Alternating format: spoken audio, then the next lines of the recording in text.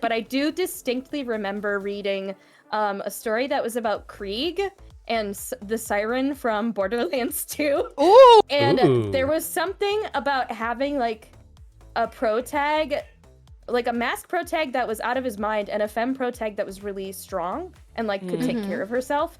And the ways that the two of them interacted was just like, this is tasty, I want more. It was so good. So I think it's honestly like the random crap that gets published online that's oftentimes the first experience that you have. Like lit erotica and stuff as well. Yes, absolutely. I think it's just like the ease of access, especially when you're younger and potentially shouldn't be accessing that. Yes. And it's quieter as well. Like your parents aren't going to hear you reading. Yes. Yeah. That's why erotica was my very first,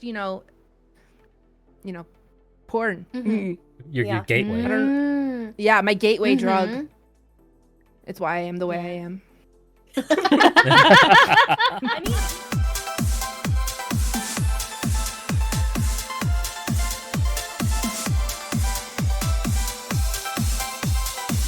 And welcome in to this episode of the Depths Podcast. I'm your host, Atramentum_X, variety streamer and YouTuber. This is episode 56, and we're talking all about smut today. We've previously spoken about smut from the perspective of writers. Smut. But here we have the smut enjoyers, and we're talking all about dark romance, heavy kinks, and the objectionable written word. With me, as always, is my co-host, Lady Mystique. Say hi, Mystique. Hi, everyone. Mystique is a sexologist and smut enjoyer. Tell us a bit about yourself. Oh, I have a background in sexology. I'm not a sexologist. That's what I meant to say. Just before anyone attempts to crucify me in the comments. You're just going to rise up into the ceiling, like...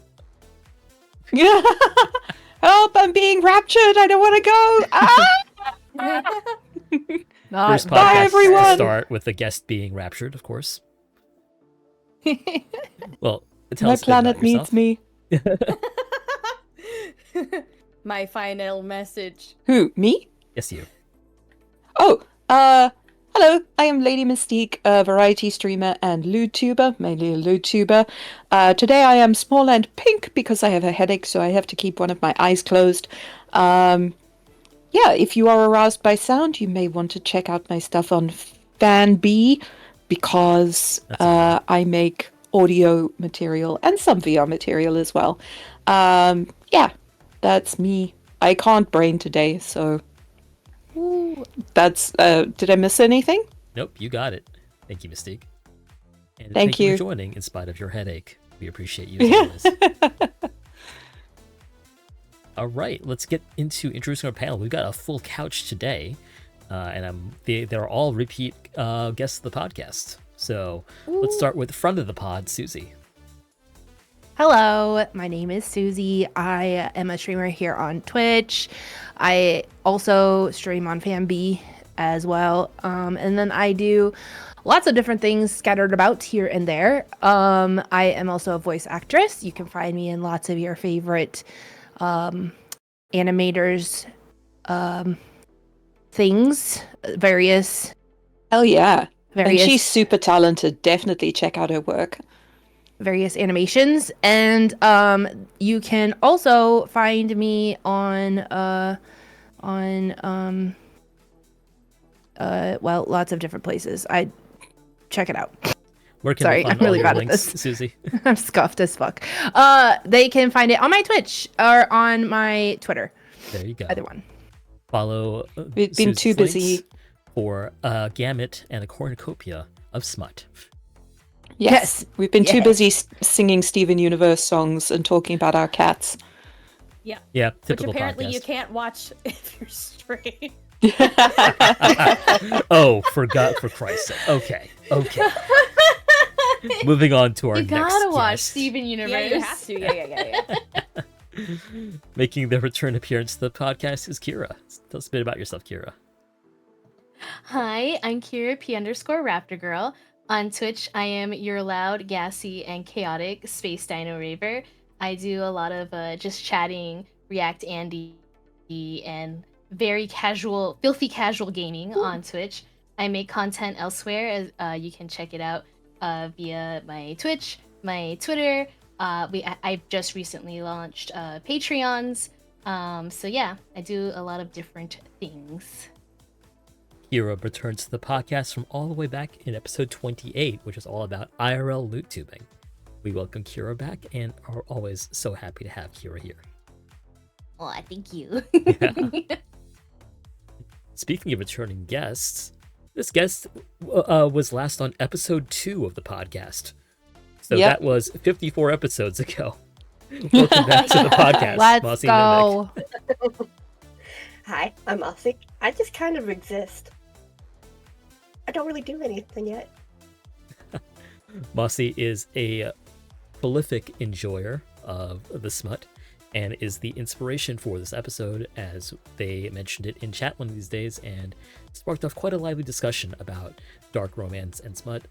They are multi-talented, and while they may not be creating content at the moment, their opinions very much valued on this podcast, and they are also a founding member of the podcast as well. Hell Like yeah. I said, I just exist. And they'll grow on you too if you just let them. I do. Also making your return appearance is Undyne. Tell us a bit about yourself, Undyne. Hello, I'm Undyne Arashi. I'm a siren, VTuber, VGoober, VBoober, VGremlin, and I'm happy to be here today. I do a lot of stuff. I am a variety streamer on Twitch. I make music. I've got some original stuff and cover projects, and I love doing that. And then I'm also on Finsly for me, and That's so do cute. content on there, and I have a lot of fun with both, dipping into both worlds. So Thank you, Undyne. I don't see where I have you on my list of previous guests. Maybe this might be your first appearance? it might be. I don't remember. I barely remember what I had for breakfast this morning. Well, welcome to the podcast. Let's go. Do you want to put Yes. a plug in there for the server also that you've been running? Sure. I have thrown together a server for VTubers who are lewd tubers specifically, who are enjoyers of smut, and it's both for the purpose of just casual book recommendations, chatting about those books, and then the potential to also like collaborate surrounding the context of some of those books, or if you need any passages from specific smut literature to read or ideas for content that you like to make on your own. I feel like it's just a really good source. And I love talking about smut and reading smut, so Yes. I've been fangirling over it so hard, and it makes me happy. It makes me giddy to be like, yes. Shared experiences thirsting after various people and scenarios and things in books. I love it. So while we had this concept for the episode via Mossy, I received an invite to that server, and I'm like, rubs hands together. This one writes itself. This episode writes itself. Okay, here we go. He's like a fly. Yeah, like a little smut fly. Rubbing my little hands together. I'm just. All right. Oh, So the way sorry. the podcast is structured, chat, you're allowed to ask questions anytime. If you want your question to be anonymous, I'll get you up a link in just a second. And I've got some prepared questions too. And this is an unstructured podcast, so anyone can speak at any time. I won't call on anybody, but if, for example, we follow the conversation, I will find ways to pull you back in without calling on you. So don't worry about it. Right. So, first I'll question. call on you. Beware of me. Very scary podcast lady. Mhm. What was your first encounter with a dark romance or heavy kink lit? Do you remember what it was called, where you found it, and what about it appealed to you? I'll go first because we were just talking about my first Yeah. one before. Yeah. So I thought it was 50 Shades of Grey, but then we like deep dove back into my core memories, and then it actually turns out to be a Draco x Hermione Granger fanfic, and it was super, super like toxic, very, very dark, and very mature. Mhm. And I wish that I could remember what it was called because now I want to go back and read it. Sorry. Is it funny when you go back in time to like look at what you thought was hot, and then you're like, Yeah. Yeah. oh no. Yeah, I think that my young self thought it was very, very like NSFW, but now like I can remember like the first book that I read when a girl was, you know, like doing the nasty on herself. Like I was like, oh my god, this is crazy. This is insane. But now like it's like, oh, that's like very vanilla, you know. So it might not have been that kinky now. Like if I went. Oh yeah, back I and read it remember now. the first thing Fuzzy ever sent me, that was like he thought was like really seriously like intense, and now it's just like so tame. Have y'all ever had this happen when you're like on your other sites where somebody will be like, oh, like I'm really into this really crazy kink, but I'm not really sure about like if you'll be into it. You know, it's like really crazy, and like in your brain you're like, this is either the craziest kink ever or it's gonna be like foot content. Yeah, you know? you're like girding your loins, and it turns like, out we to talked be about like this, like- spanking or something. Yeah. The feet guy are like spanking. super You're calling him a polite. or being yeah, Because they're just so exactly. used to being people like being like, ew, feet, that they're just like, Yes, hi, is it okay yeah. if I ask for this? Yeah, Exactly. it's so cute. I just Yes. want to Really hug cute. them. Yeah, or And be it's like, just oh, like thank you so much. it's just like tribute like fetish or something like that. You know what I mean? It's just really like something really funny, and then you're like, oh baby, like that's nothing. You're fine. I thought we were gonna get somewhere. I thought we were gonna go somewhere scary with this, but we're okay. Like, Like puts my brain knives goes away. to like something like you know, crazy. Anyway, sorry. Has anybody ever experienced that?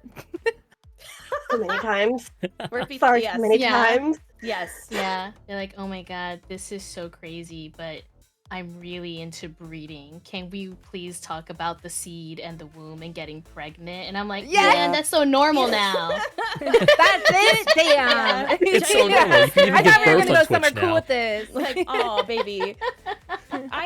The thing that sparked Susie's core memory, we were chatting, both of us brought up 50 Shades because I think that's the first thing that I remember that categorized itself as kink, like within the book itself, which is its own problem, and that's a whole situation. But I remembered like anything else I would have read that was sussy was something I found online. I didn't, like Susie, I didn't buy a book to read something with that content in it. Very I would read like fan fiction or AO3 stuff, short stories, things on Wattpad, like a ton of shit that is hard to remember. But I do distinctly remember reading a story that was about Krieg and the siren from Borderlands 2. Ooh. And there was something about having like a pro tag, like a mask pro tag that was out of his mind and a femme pro tag that was really strong and like could take care of herself.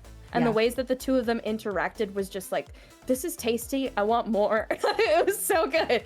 So I think it's honestly like the random crap that gets published online that's oftentimes the first experience that you have. Like literotica and stuff as well. Yes, Yes. absolutely. I think it's just like the ease of access, especially when you're younger and potentially shouldn't be accessing that. Yes. And it's quieter as well. Like your parents aren't going to hear you reading. Yes. Yeah. That's why erotica was my very first, you know, porn. Your gateway. I don't. Yeah, my gateway drug. It's why I am the way I am. I mean, do you guys like have a preference versus like reading smut versus watching porn I love or reading it. listening? Reading. I really love like graphic novels, like manhwa, Yes. I especially. love manhwa. My personal, and this is where I get all my writing chops from, is I love erotic eroge, Japanese eroge. So it's a bit of both. It is smut, but it has the visual elements too, and the voice acting as well in a composed package. And I think later we'll talk about like sort of comparing and contrasting like how eroge sort of like manifests itself, because eroge essentially is smut for men when it comes down to it. Yeah. So that's where it crosses over, but it still has many of the same similar hentai tropes. So we'll talk about that in a bit. I feel like I watch hentai and like porn whenever I want to do research, you know, like whenever I want to like delve into like the consumer mindset, like, but for my personal enjoyment, I read. Yeah, I think I do prefer reading it And then if it's like a multimedia kind of thing, so like a manga, I feel embarrassed thinking about it, but I used to go on Tumblr, and Oh my god, hey, Tumblr was yes! a gateway for a lot of us too. There's So, no like, shame in that. There Yes, would be no, like there's nothing wrong with that. gifs of Yeah, porn, like the ones but like the guy like story. slowly like trailing his fingers up to wrap around her throat or something. Ooh. So Yeah. so it was like, that's what I mean by like multimedia. So there would be like a GIF, and then like the Yes. text, and then another Yes! GIF, Oh and my then text, and like for me especially, like, so my background is like, I am formerly repressed Catholic, right? So like any like Let's go, girl. inkling of suggestiveness, I was like, oh my god, it's so spicy. You know? Yeah. But for me, my very first, I think, official like reading of something like that is when I went to the library a lot as a kid, and like my parents encouraged me to read a lot. I read a lot. And then one day I was like, oh yeah, you know, I'm so smarticle particle, like I could go into the adult section and read fiction, right? Thinking like, oh yeah, I can graduate from like young adult and stuff. I'm not a juvenile, right? And I grabbed something just because like it looked interesting from the cover, because I like everything that's kind of like goth and like Baroque and Victorian and kind of like ornate in that fashion. And the cover looked like that. And it's The Claiming of Sleeping Beauty by A. Anne Roclair, which is another goodness. pen name for Anne Rice. That is really hardcore. Anne Rice is a fucking freak. I am sorry. So like it's like preteen me grabbing this book, and I'm reading it, and I'm like, oh, this is a retelling of Sleeping Beauty. Oh, but like I kept reading it, and I was like, oh my god. And I think it like like a lot of your not necessarily always trauma, but like those shocking moments can sometimes shape you and inform Awakening. awakening, like perhaps. But like I was like, oh, the themes are like Formative exhibitionism. Yeah. There's a lot of spanking in it, and so there are a lot of things that as I grew as an adult, I was like, well, I kind of like that. Maybe feel funny. Yeah, I used to swap the covers at the library because my dad was on the board of directors, so he could see all the things that I like checked out from the library. My stepdad Oh was. shit. And That's so wild. he was crazy. He is crazy.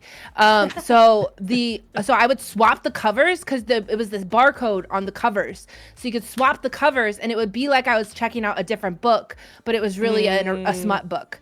Smart. Yeah, That's Smart. I've never thought of that. I went undercover. I went deep undercover.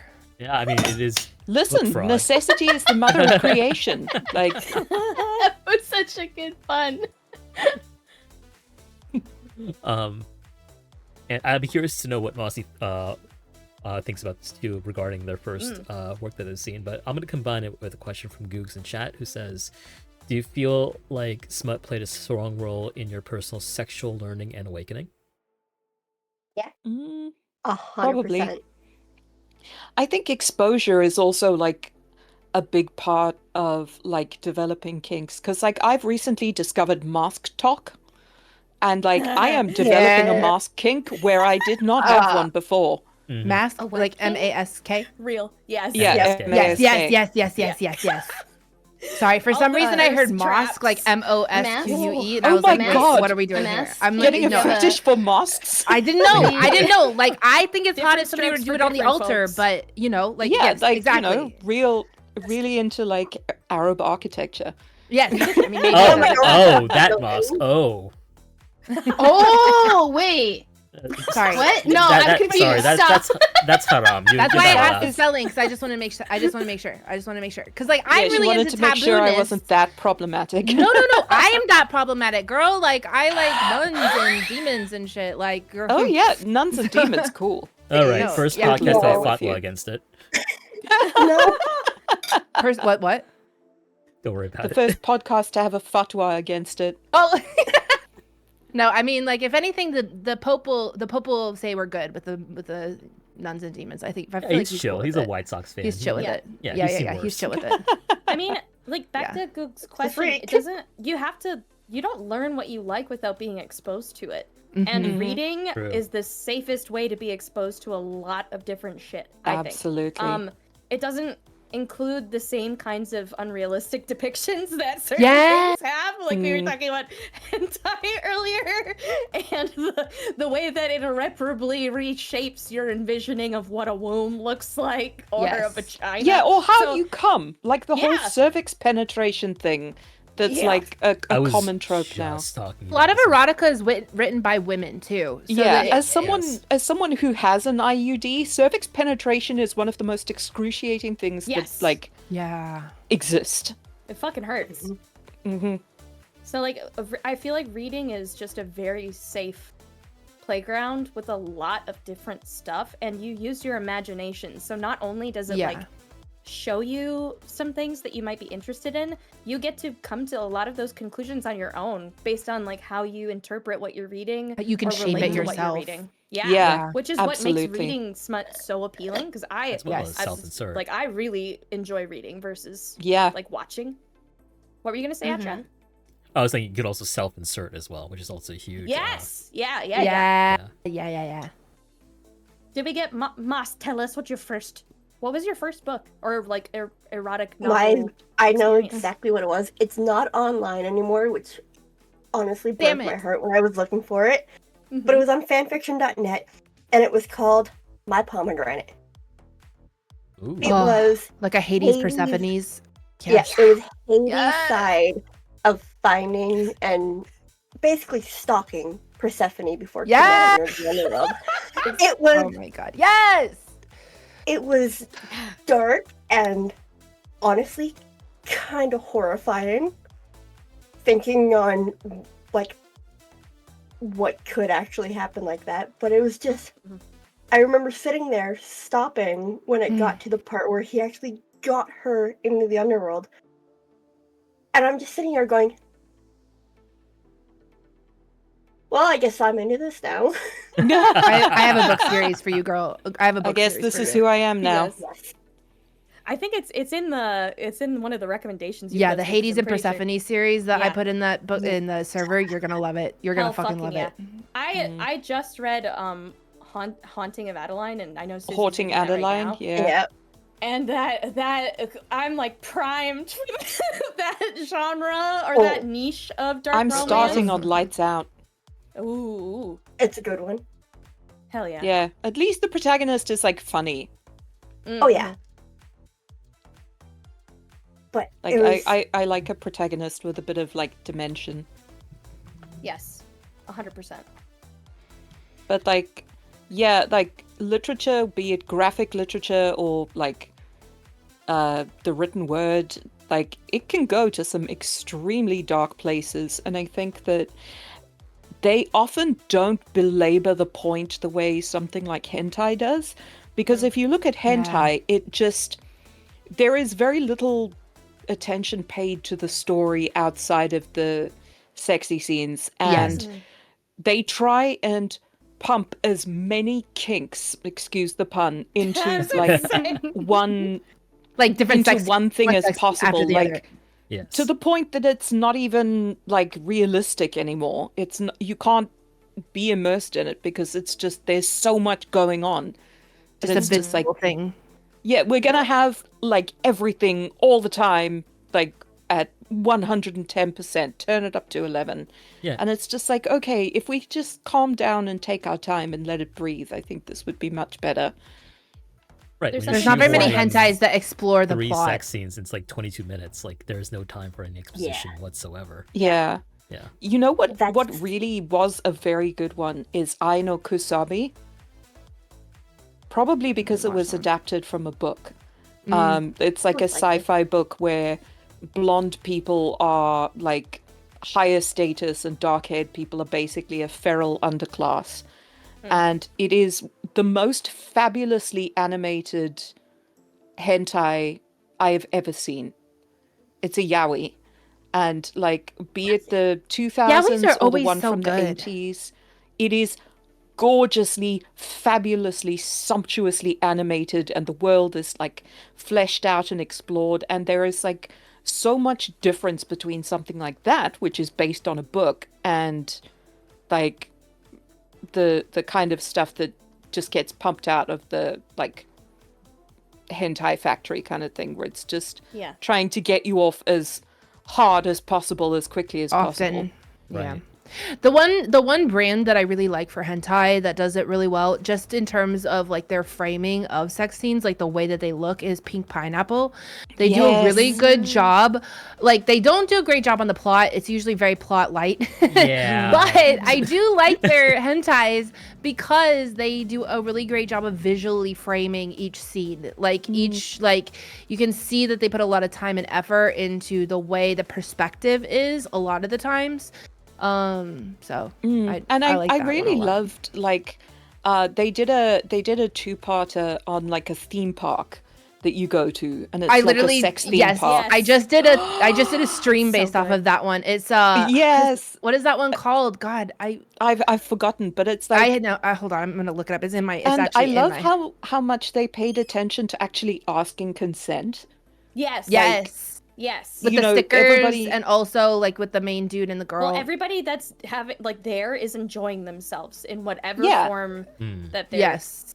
And even in the beginning, where the girl is like unsure, and the old dudes are approaching her, and they're like, "Can we?" And her friends are like, "No, she's like new to this," and they're like, "Oh, okay." Yeah, and they just move on, and they back off, and never and then fuck the other one who's into old dudes. Yes. Yeah. Hold on, I'm gonna figure this out. Very good. I don't watch watched it super recently too. Missouri Yuki Land. I can't believe I didn't remember that. Missouri Yuki Land. Yeah, we just did like a 2-part stream series with a couple of friends, Taiga Tan and Baffy, and we called it Sex Flags. Sex Flags. That's amazing. So many fun rides. Yes, where you're the ride. But there was like theme park rides. There was like a Ferris wheel that you go on and like. And they did like stage performances too. It was great. Like the Mickey parade or whatever it was of like sex freaks. As bizarre as it sounds, and the thing I was going to criticize other hentai for versus like a lot of literature is a lack of self-awareness, which is silly because that hentai is so. It's like a very funny kind of situation, or it feels outlandish from like a current societal like IRL perspective, but the way that they explain it and put everything together makes it feel realistic. Yes. Whereas and they know what they know what they are. Yes. They're not trying to be super serial, like. Yeah. Yeah. And that's the same reason why I don't like 50 Shades as a book on kink, because it tries to be a specific I don't know, it tries to exemplify what BDSM is, but it improperly does a lot of things surrounding BDSM rather than just being like a dark novel. Yeah, you know what I mean? it's like that it was a housewife, British movie, like baby's first Twilight kink book, you know? Yes, Wine Mom's first kink book. There we go. Yeah, Moms, like there's a fantastic movie on kink called Preaching to the Perverted. It's from like the 70s or the 80s, and it's about this like sweet summer child, innocent guy who gets sent undercover into the kink scene, and it kind of pokes fun at what people think the kink scene is, because everybody's like scowling all the time and super serious and rah. And like, you know, most of us are just like kind of gentle and friend-shaped. And he's got like glasses that are like big plastic glasses with a wire that comes out and goes into a bum bag or a moon bag, like a moon pouch thing in his pocket. It's very, very good. If you ever come across it, do read it. Read it, watch it, read the movie, print it out and read it. Yes. Yes, study it. Who? The author of 50 Shades of Grey is a woman, right? Yeah. Yes, Stephanie someone or other. She wrote it as Twilight fan fiction. No, Stephanie Meyer was the Twilight author, and then I don't know, is her name also Stephanie? Because that would be really funny. I don't think so. But it was, Stephanie Meyer... was written as Twilight fan fiction. That was the intent. started incidentally off is Mormon. Just wanna That- put Oh, that out there. really? Huh.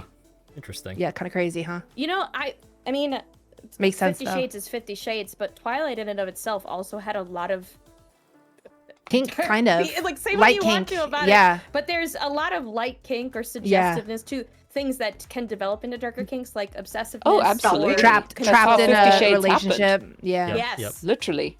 Absolutely. That's man's actually literally walking one of the earthly. questions I had prepped about the Let's appeal go. of dark romance, and it goes like this: why do you think that dark romance is so popular?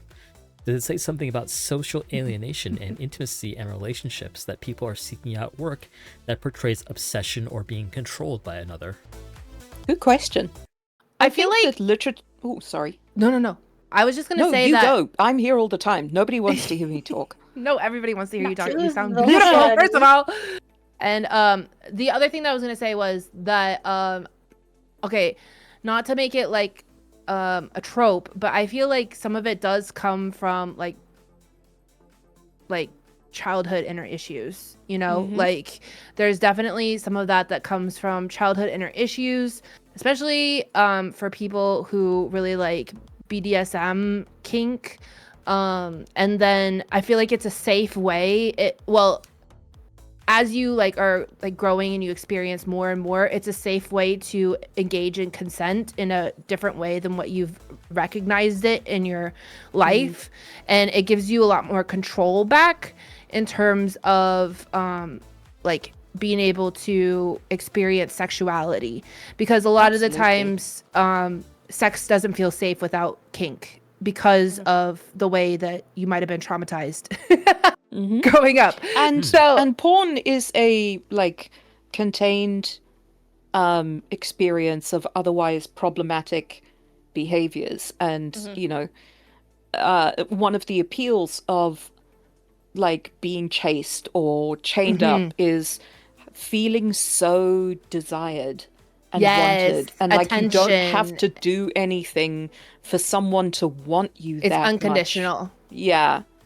And I think that that's a big thing, that you can be desired that way without having to be like this, without having to do so much labor and change yourself so much to Yes. be like attractive to someone else. Well, that and it's not- especially it's with never- so much societal expectations on relationships to begin with. Yes. And especially women in relationships, you know, performing emotional labor and that kind of thing. Absolutely. With a lot of kink too, or a lot of kink in literature, I feel like so much of it gets to be not just about the act of like penetrative sex or like sex on paper. Like it's Foreplay. the sexual tension and the foreplay and the aftermath. All of it contributes to being like a far more colorful depiction of, I think, what some of these things could be or would be in reality. And it like is so much hotter whenever there's like more to it than just penetrative sex, whenever it's like a mind fuck or something like that. Like it's way Yeah. like Or it brings it feels. to another level. Yeah, it's like almost spiritual. Yes. I think that's Especially- where some of the obsessive stuff keys in, because it feels like consuming, but Yes. consuming on that spiritual level, on that mental level. It just elevates the experience to me, like when I'm reading about it. Yeah, and that intense like feeling of intimacy and desire while still being safe from, you know, like you're still in a safe enough place that if you want to withdraw, you can close the book. And Or- and even in real life situations, like when you're like in like doing BDSM, like you can withdraw at any point. Consent is the point of BDSM. Like Absolutely, that, but like in real life, sometimes you can't trust people to do that, and that's why like this is a safer way to explore that, I feel. Mossy, Moss, do you were about have to say add? something. Yeah. Sorry, Mossy, we're Especially- all like railroading you. Especially if it's a duet style book where you get both points of view perspectives. from the female main character and the main male character. And when it transforms over to the male's point of view, you can see the obsession and how it's not about control or It's abuse. like a carnal, kind. like, yearning, basically. Yes. I must Yes. have her. It's Passion. it's the need that's written into his words. Yeah. It's not always just overt, it's the subtle stuff too. The Non-sexual Casual- dominance too. yeah, Yeah. Yeah. Yes. the casual touches like the hand on the lower back opening doors. Defending you when like you're in trouble as well. I think that because Or like even the moment when they step back because they know you can take care of yourself. Yeah. And they just want to watch you kick ass. yeah.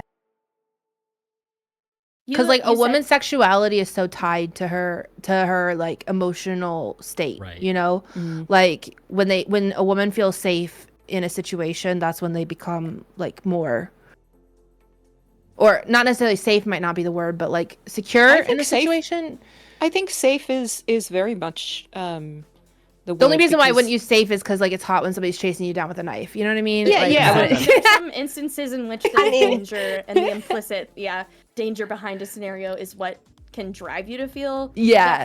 that kind of sexual thing. It's the environment Secure. though. It's your mental state and how, security might be a good way to describe it. I do have a Yeah. quick question based off of something that Moss said because I think it's really interesting and I'm trying to scour my brain to think if I have read anything like this, but there's a lot of this genre that we're discussing specifically with like obsession and control and these kinds of dark urges.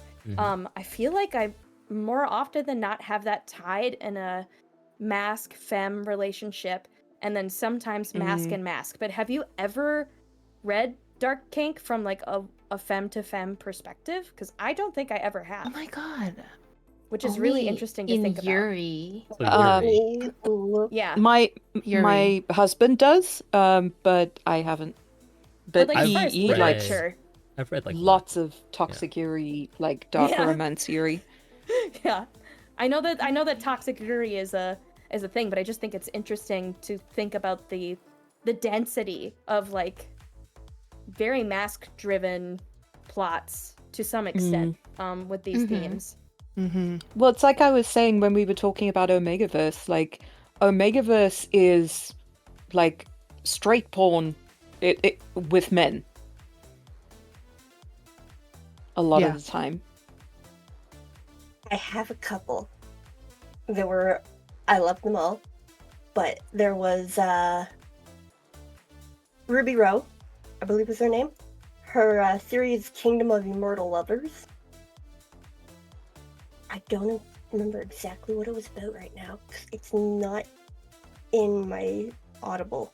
So, What's it called? Kingdom of Kingdom of Immortal? Immortal Lovers. Ah, It's a series. got it.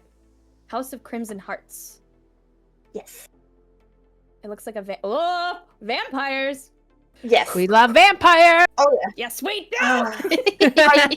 Vampires are a good trope because they live forever. So if they choose you, and they want to Well, make you that's love like- them, like Ooh. That extends the whole idea of hunger and craving. Right. Like, Yeah, it the has- desirability. It extends to a whole other level, literally and that level sustaining of them. obsession. Yes, but it's like their life becomes about you, and it's not that you want to be their life, but like that consuming sort of like. And I don't want to say love, but affection. That desire is Desire, so yeah. powerful and so interesting. And I think it's kind of like heady. It's a heady experience to read about it and interact with it in literature. And it just There- makes me kick my legs a little bit. There's this one on the similar vein. There's this one called A Soul to Keep by Opal Rain, and that one is so freaking good. It's about a demon and like he actually like eats humans, but we're not gonna go there. But like, but yeah, speaking of like hunger and like carnal and like so having it's to Beauty like and the Beast, but yeah, realistic. kind of very realistic.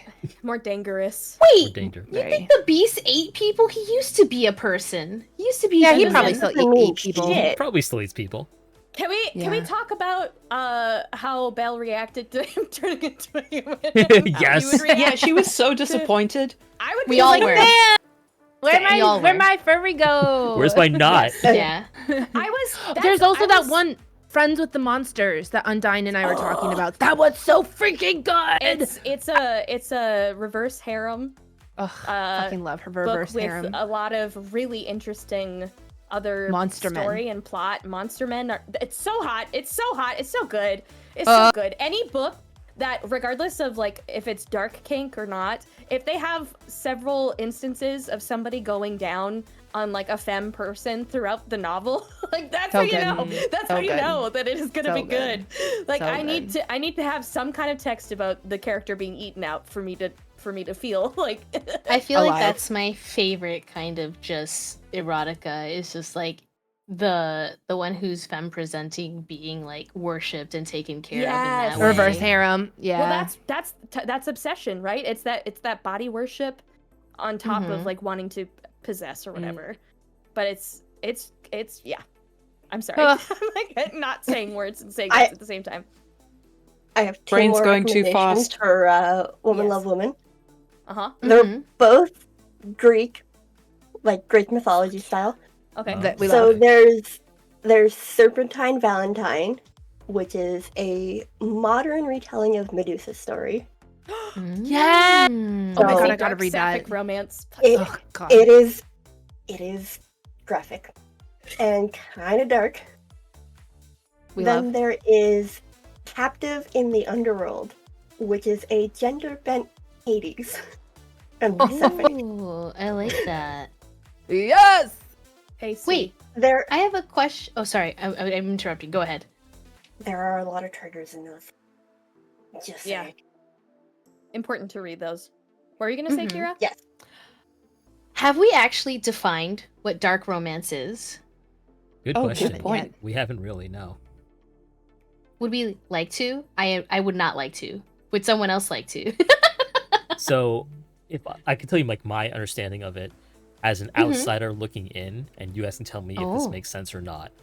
So, Okay. to me, dark romance is any sort of romance book that subverts the traditional male-female dynamic and includes some kinky elements and generally involves unhealthy obsession with the other person. Mm. I'll just take out the unhealthy because it's okay to be obsessed with somebody else. Be unhealthy. It also Therapy every contains week. what It's in- okay. Sophie's favorite color is red. Same. What I really want Same. to emphasize It there also- is like I love this red is flags. not color is red. My this is not friend. Fabio and your mom's like, you know, novels from the 70s. This is like No. I'm talking. Yeah. like I'm Dark gonna lock kink. you in a room and like It also nothing wrong contains with what this. we in BDSM call edge play, Yes, which is things that can alter you in some way or cause you lasting harm, such as breath play. A lot of bondage is classed as edge play because there is the potential, you know, for joint injuries, like positional based injuries. Knife play obviously is edge play. Non-consent or dubious consent is also edge play. So whether it's mental or physical or emotional, edge play is something that has the potential to leave lasting harm. feel like- And usually dark romance will contain some type of edge play scenario. Oh, okay. I so think just that the breeding- dark aspect breeding means to a that. certain I was gonna say that breeding to a certain extent I think can fit under that too if it's within the context of control, like having a breeding kink for the purpose of keeping the other person or giving them another reason to have to stay or belonging to you. I would like to push back a little bit on some of those Mm-hmm. because I don't really think the knife play is like edge play. I feel like blood play is edge play. You know what I mean? Like you gotta actually like be doing some damage if you're or like what if it's, impact like- play. Potential. Impact there's what if it's play knife potential is- for play harm with with knife like play. dubious consent though? Yeah.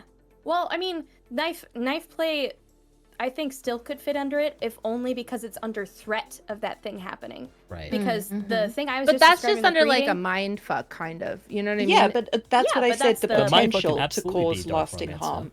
Okay, well, I Maybe I totally like get where you're coming from, and I agree with you. I'm way too okay with too many things, I think. Yeah. I'm like, if there's not blood drawn, is it really dark? Yeah. Well, I mean, that's. I all can't gonna see tie the back red. to- Red means What's something. about Toxic like- phlebotomist ex-patient. Oh my god. Holy shit. Oh my god, Atra, that's amazing. Someone clip that. God, I'm so sorry. I'm so sorry. No, never Baby mind. girl, I can't find any of your veins. Well, yeah, what people find Is dark is all going Shibari to tie really- back to you what know. they're okay with. It's all about Yeah. your own boundaries. Yeah. Yeah. There might no. be something that's really dark. We were talking about like being exposed to kink for the first time, or like smut for the first time, and the things we found to be shocking when first exposed to it. Versus now we're like, oh honey, that's nothing. To Yeah. it's really Yeah. weird.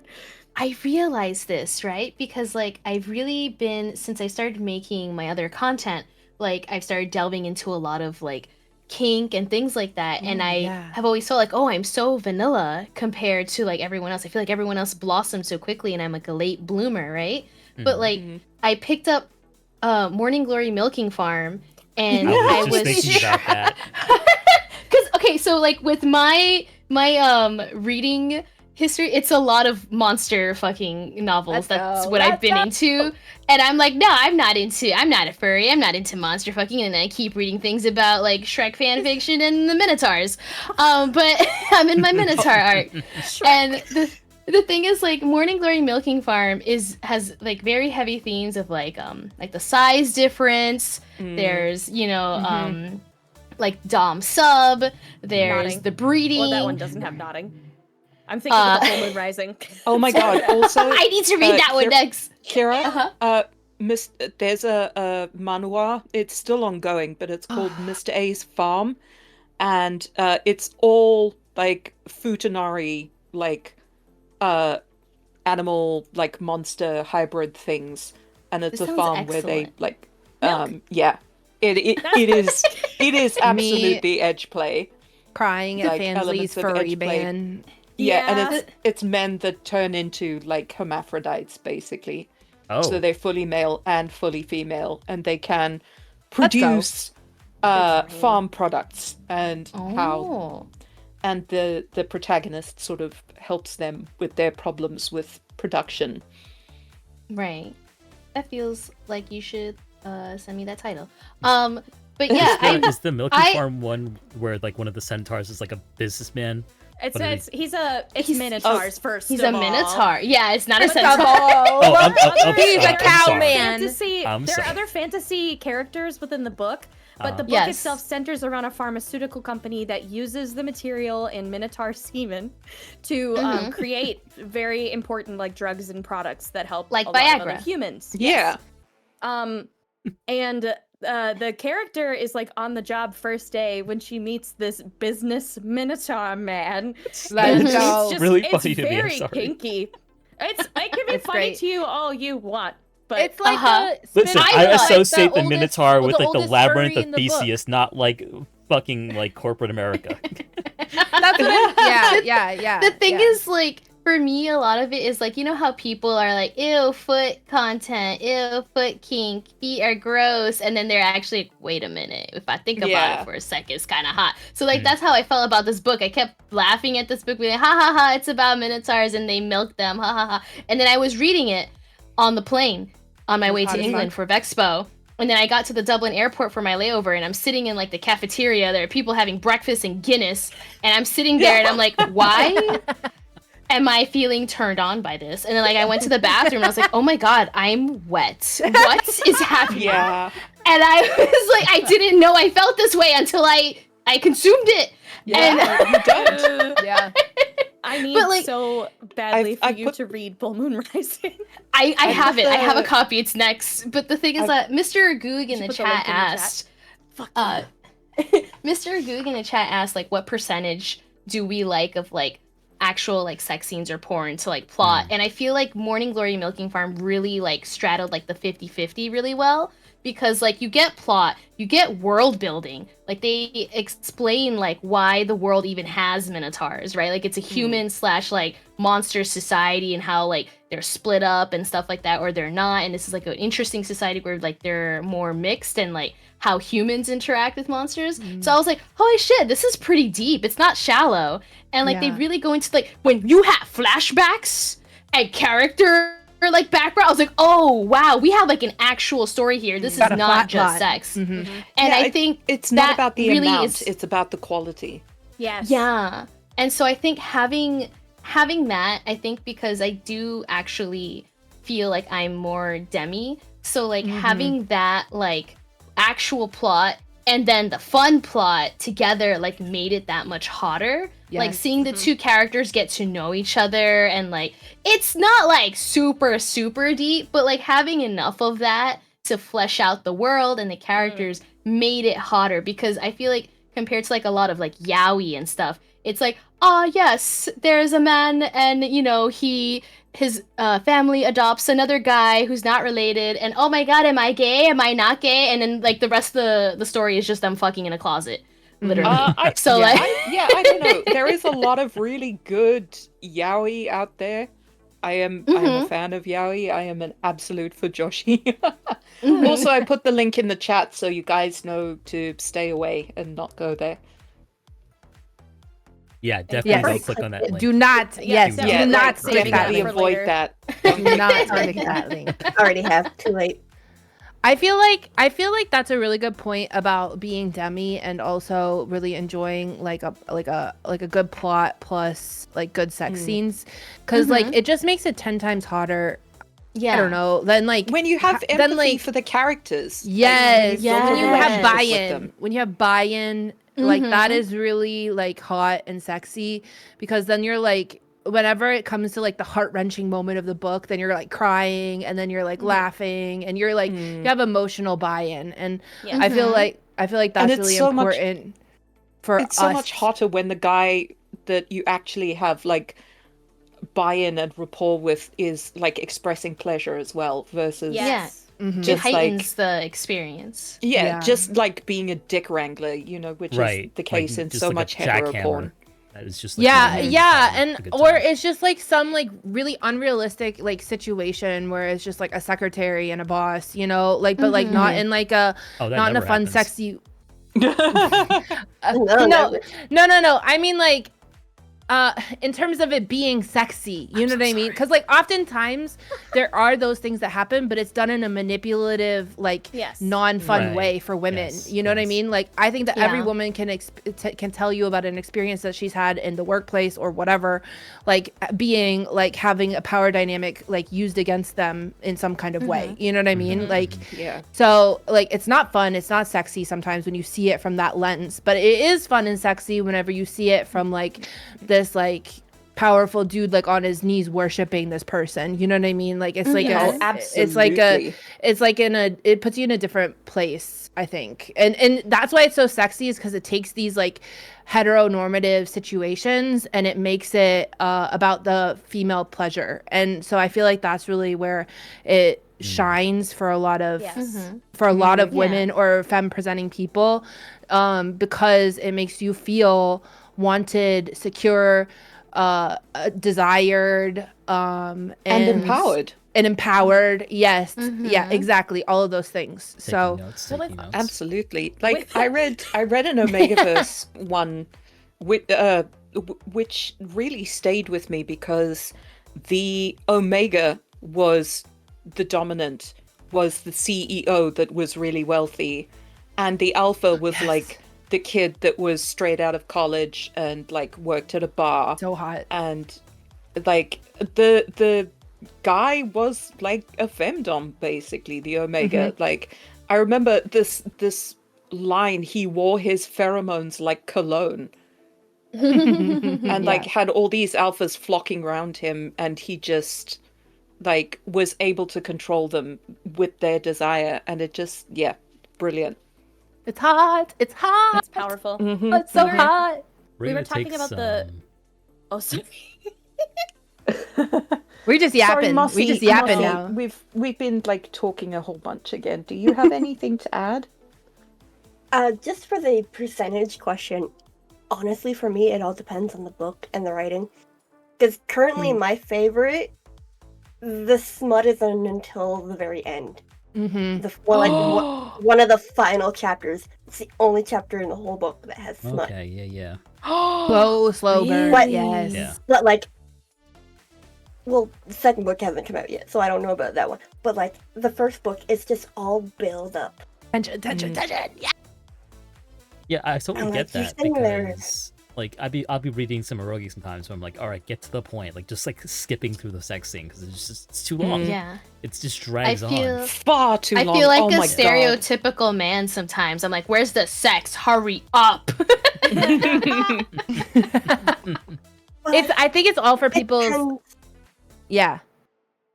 It depends on the mindset that It you are does. in when you're reading. It's like Yes. True. sometimes Or how I well written prefer the book is. Exactly. Sometimes it's just I just want to read. Yeah. I wanna get the slow tension, the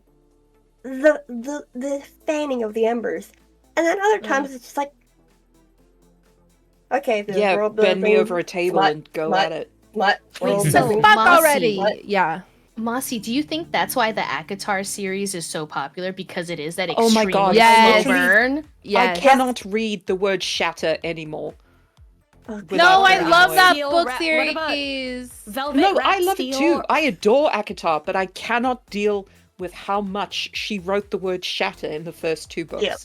It like Yeah. is actually a problem for me. I can look past it. Me I too, can't but I had, get into I had it. to substitute words in my head to be able to read it. That's the thing about long series, though, is when they drag it on that much,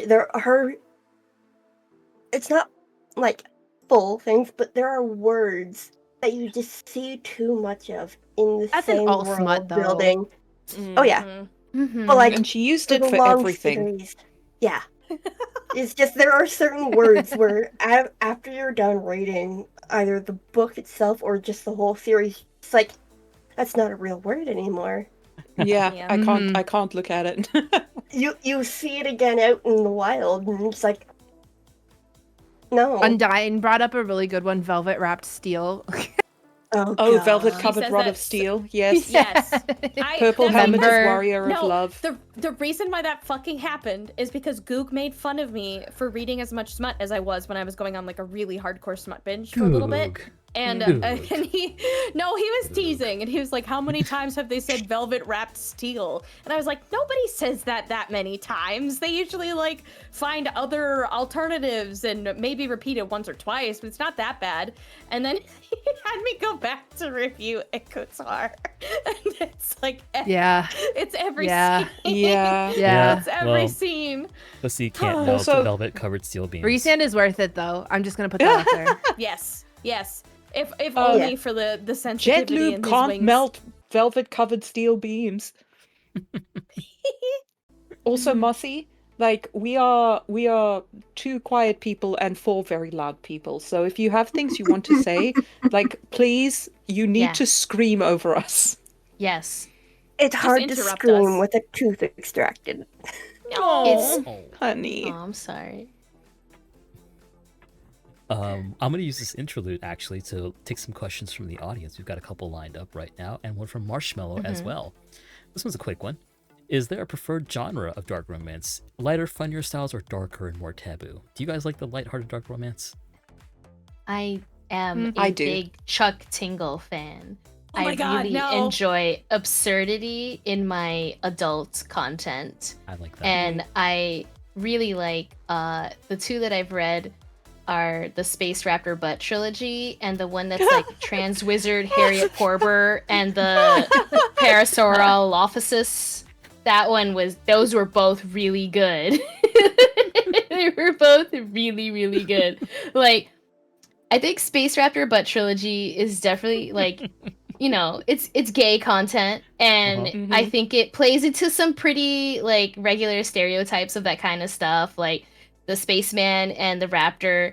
The raptor's the dom, and the spaceman is like, yeah, treat me like you dirty gay boy, right? And I'm like, oh, okay, Yeah. that's whatever. But like, it's really funny and fun, like in general, like the whole story. So when but you then say like, raptor, you mean like dinosaurs? yeah, Oh. yeah, Space Yeah, what did Raptor you Butt think? Trilogy is about a raptor and a man in a relationship We love it. in We'd love to see space. it. Exactly In what you space, think. yeah. Yeah.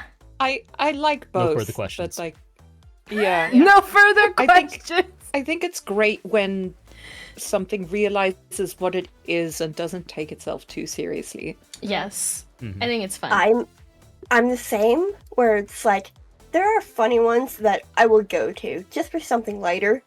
Mm. But Mhm. honestly, for me, the longer the trigger warnings, the happier I am. Yes. Mm.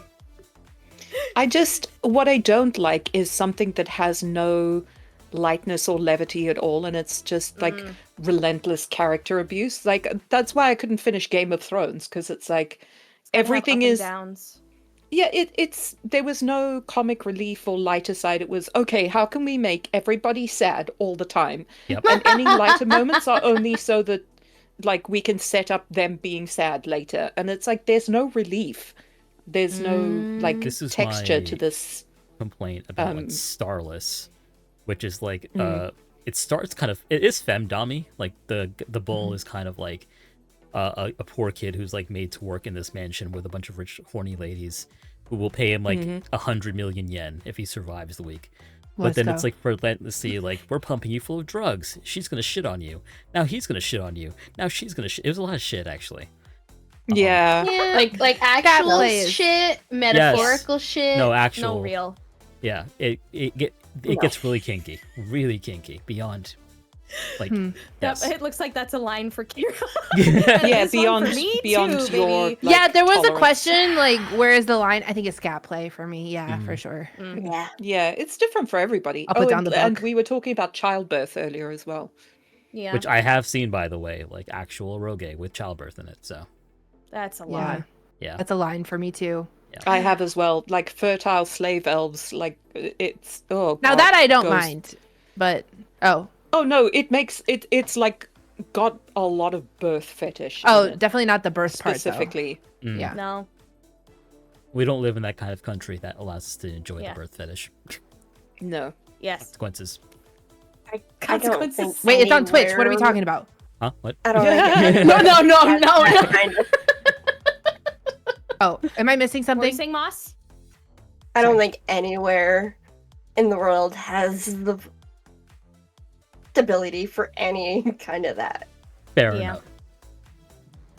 Well, For I the- mean, birth fetishists are why the US has the laws around like birth and childbearing that it does. Yeah, Well, you it's 'cause- guys it's just 'cause have children those are people in punishment, that's charge. why. The punishment from God for being a slutty slut. God, Yeah, but Bloody also slut like blood.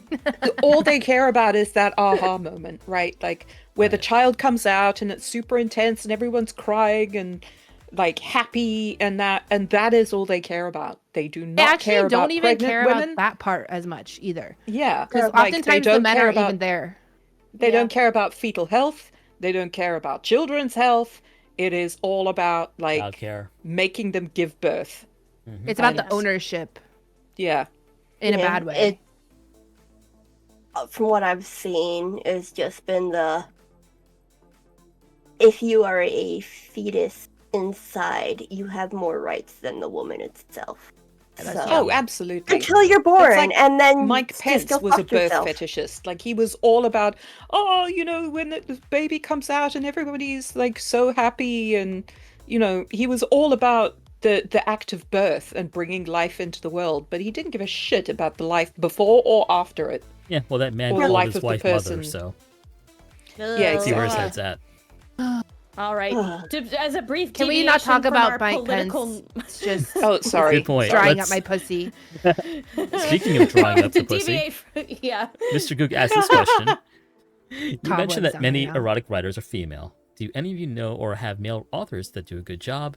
If not, favorite femme author and why? Chuck Tingle. Oh, Oh my god. Patrick Okay, wait. Rothfuss did a really good one with In the Name of the Wind. I don't know if you guys have read In the Name of the Wind, but he did really, really great job writing sex scenes in that one. And a lot of them are pretty dark sex scenes. Some of them are pretty dark sex scenes. So, I think that he did a great job in that one. That's like really the only one that I've like really enjoyed a man writing it though. Can you describe A what lot you of my liked other ones about are. it? Well, that one is very like plot heavy, so it's really not about the smut, to be honest. It's more of a fantasy book series. And he's not even freaking done with it yet, so whatever, give us 10 more years and maybe we'll get there. But he's a slow ass writer. But like the sex scenes were just hot because it was like, I mean, he just wrote them pretty well. Like they were detailed and like it described the sex from like the character's point of view really well in different and it was like there was a sex scene with a guy and then there was a sex scene with a girl from a girl's perspective, and he did a great job with both.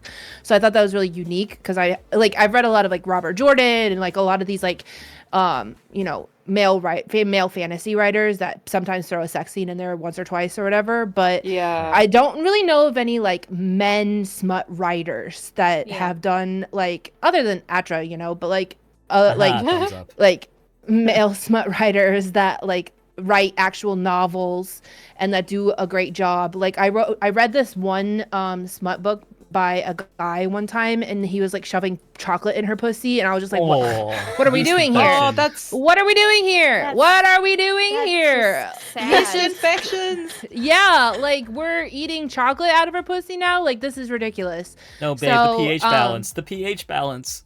Yeah, so it was just like annoying at that. Like it was just like ugh. So I don't know. I feel like women do it better in terms of like the smut that I like to read. Yeah. I will I can only once think again. of like 3 men. And I didn't like any of their books. Yeah. It was like really like, you know how we were talking earlier about like male perspective versus female perspective? Like there like the male smut books that I've read were very like violence towards women, like more than just like Yeah. than like kink and BDSM, like And they viewed desire. kink and BDSM as like violence more, and like Acceptable. it was just, you could violence, see the yeah. difference in perspective, and it was just like weird.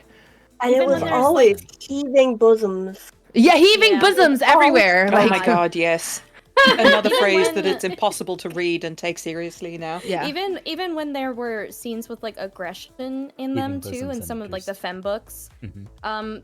or books written by a femme author, there's always some other edge to it where it's never only about the violence. It's about something else tied to it. Like I'm thinking about Haunting Adeline again, and Yeah. that's- Either that there's- or, like, there's The some violence there, is but it's not. born from something else. Yes. Or that or Direbound even, because like Yes. the main lead in there, like, well, one of the main leads, like male leads, can kind of be like violent, but it's in a different way. It's like an emotional violence way, like, and then That's- it like ends up breaking your heart, and then Yes. like, and then you have to get it all put back together again, through the rest That- of the book's like There's plot line. there's a moment in that book that I was talking about with Susie because she recommended the book to me, and I loved reading it. It was a really good book, but there was this odd shift Yes. in the Yes. characters that were having sex, and I think that is such a good analogy to what we're talking Yes. about with sex books written from a femme That's what I was versus thinking a of. mask perspective, because the two of them have like some really spicy, hot, wonderful scenes initially, and then it becomes Weird. cold and weird, and there's a Uh-huh. moment where she tries to take control and asks about Like a it, and switch moment. he just takes it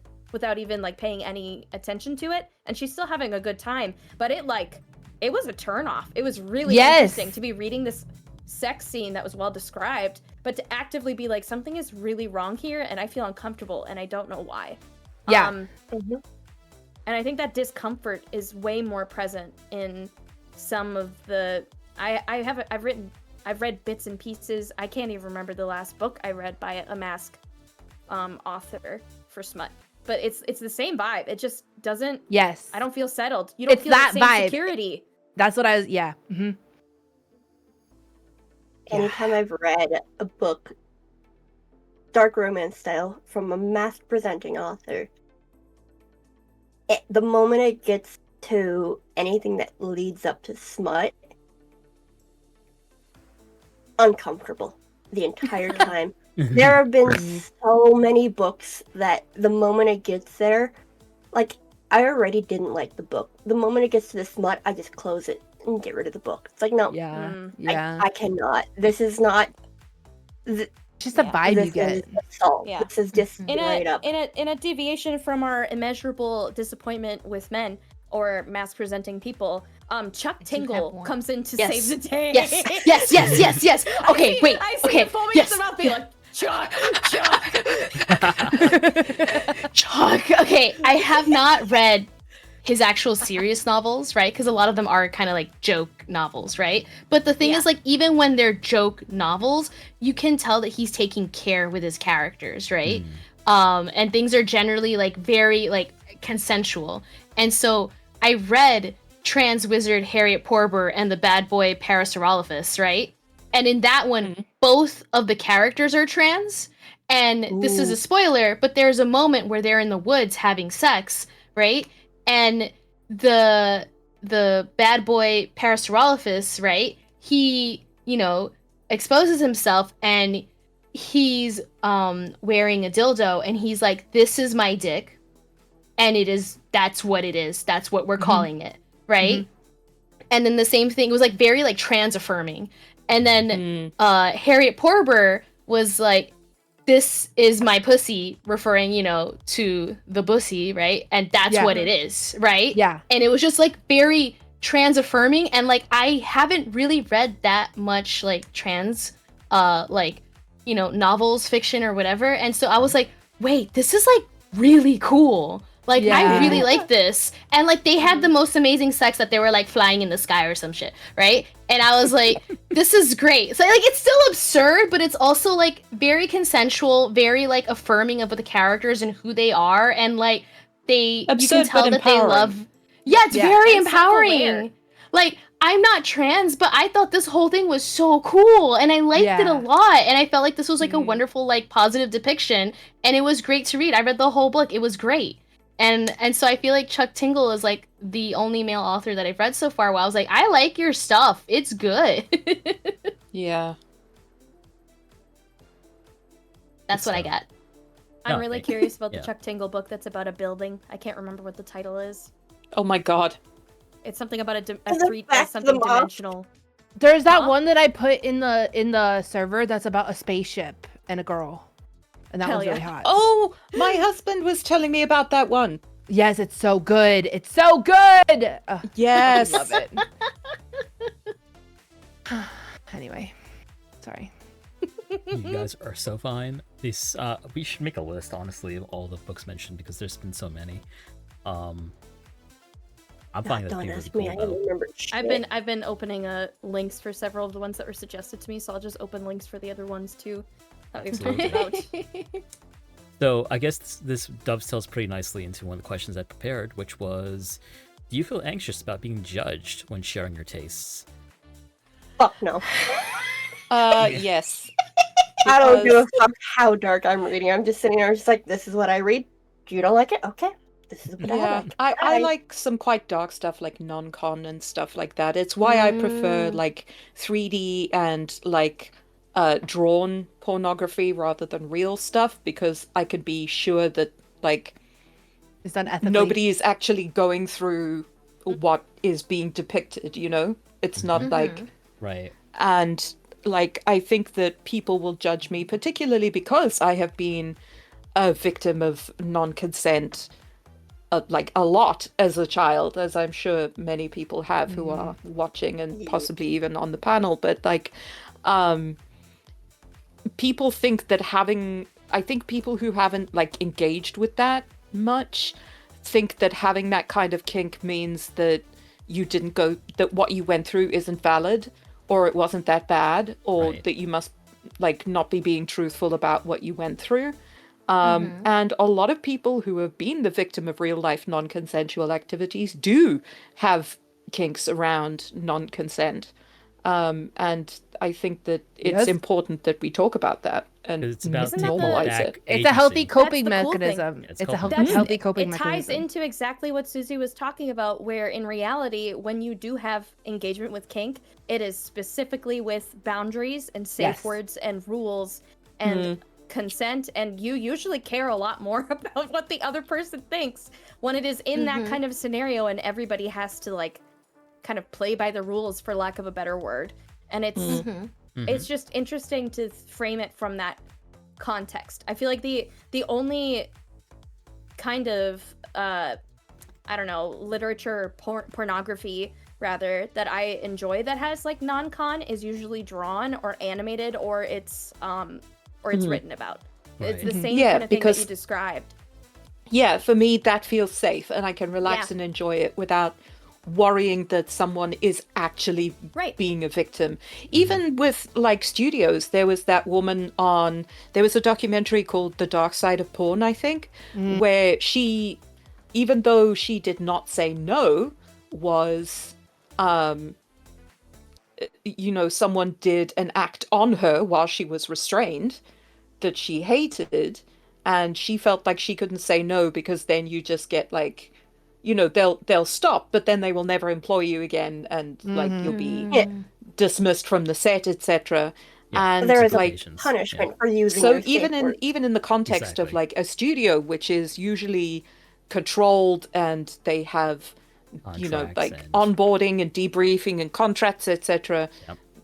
There's still a danger that stuff like that is happening. So drawn and written is much better for me to like enjoy that darker stuff. Yeah, I do find it to be sensible, because you can never really tell when someone is like in that uncomfortable position in pornography, whether or not, like, even if it is technically consented to, you have no idea like what the implications. Yeah, you have no idea are, what's going on in their heads. what's going on in their heads. Like, A lot of it has to do with experience too, because sometimes like non-experienced subs or non-experienced doms will Right. like make mistakes too, and like that comes with experience. Like and you hate Yeah. for that to happen on camera because exactly. Yeah, For exactly. other people's enjoyment. Yeah. Like I really like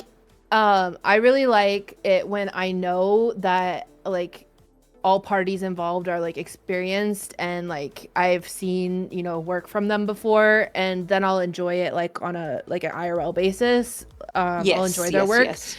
And also it's really hot too when it's like a couple that's like been together for a while, and like, or a dom sub like couple that's been together for a while, and you can like really see like the trust and like everything like with that Oh situation. yeah, absolutely. That's a great That's That's like- really hot. yeah. That's really hot to me Like, too. that's an But endorsement of like Funsley and like only exactly, that's what I was gonna say. It's an Yeah. endorsement of amateur porn in the sense of that like it allows for those situations to happen and it not be like such like a corporate like structure where in somebody can be There's a power abused. dynamic, yeah. Yeah, a exactly. revolving door of guys versus like Yes. experienced partners. Yes, or a revolving door of girls, like for a guy that says that he's a dom and then just abuses that, Right. There's Yeah. also the opposite too. But yeah, anyways. So I think that it can be done correctly. I just don't think I see very many people doing it correctly. But when it's done correctly, it's Absolutely. really freaking hot.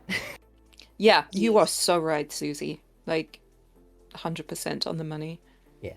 And there and- there are IRL creators that I do enjoy. It's just like when I come across things casually, I'm like I'm scared because I would feel so like disgusted or betrayed if I enjoyed something that then turned out to be a crime.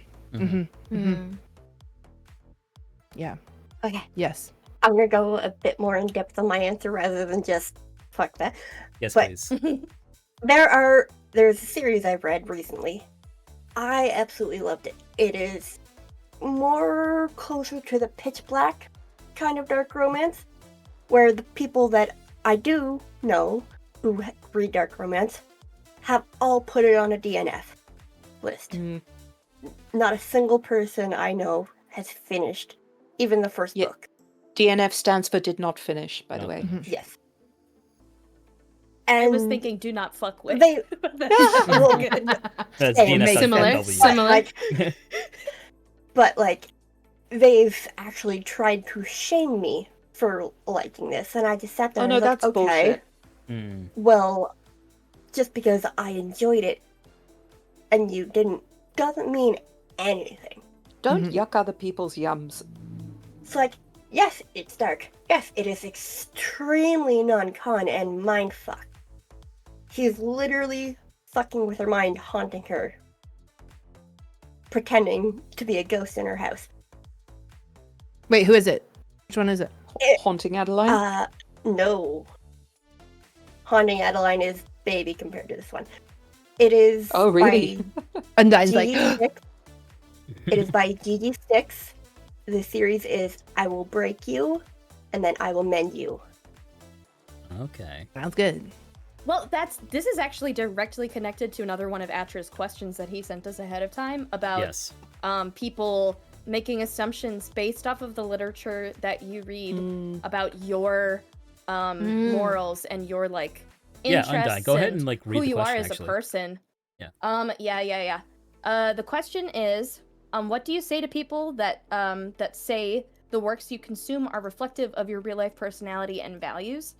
And all I could think about was VTuber culture and Oh, Christ, yeah. parasocialism Yep. and the ways that people cannot differentiate between fantasy versus reality. Mhm. Because reading, especially, it's all fucking fantasy, babe. Doesn't matter if it's in the fantasy genre or not.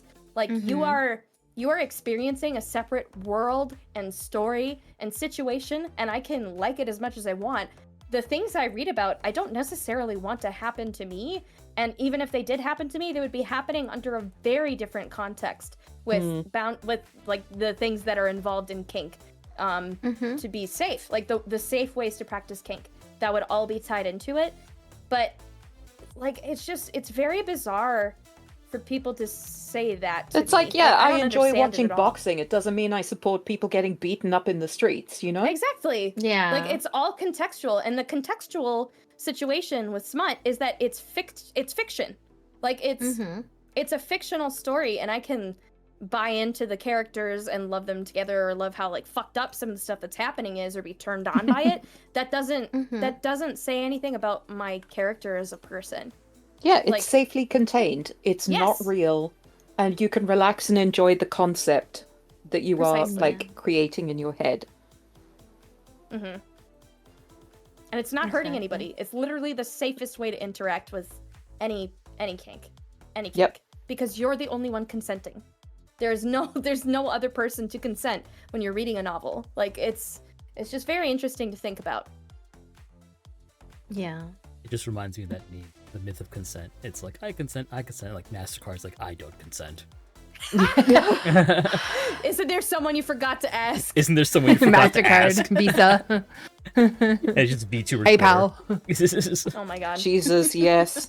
But you Oh my see this in God. like, audio role plays, like content that people make too. Not just like things that people read, because people who don't really understand this take everything at face value, unfortunately. And like There is some situations though, especially with like Gone Wild audio, Reddit, that kind of stuff. Like I understand too though, in situations where people get upset whenever it's like fetishizing content about their like sexuality specifically, and like when it's done in a non-healthy way. There was like a whole big like kerfuffle on GWA about this exact kind of an issue there, where it was like over sexualizing some type of shit, and then like talking bad about gay people, and so it was just like it was just like a bad situation in terms of that. And so I agree there that it should be done with like respect in regards to like what Kira was saying. It was like such a loving and amazing way that that writer wrote about these two trans people engaging in sex. And so I think that like things can be done in a respectful way, especially when it has to do with people's sexuality. Identity. Yeah. Sexuality. Yes. Yeah, exactly. Yeah. And I mean, it's the same thing when we look at how like male gaze porn versus female gaze porn. You know, like it can be done with like it's like it can be done with I respect. thought you meant and- gays as in like gay people. Like gays. No, like Male gay gaze porn. GAZE. Yeah. Sorry, I said that right after talking about sexuality, but yeah.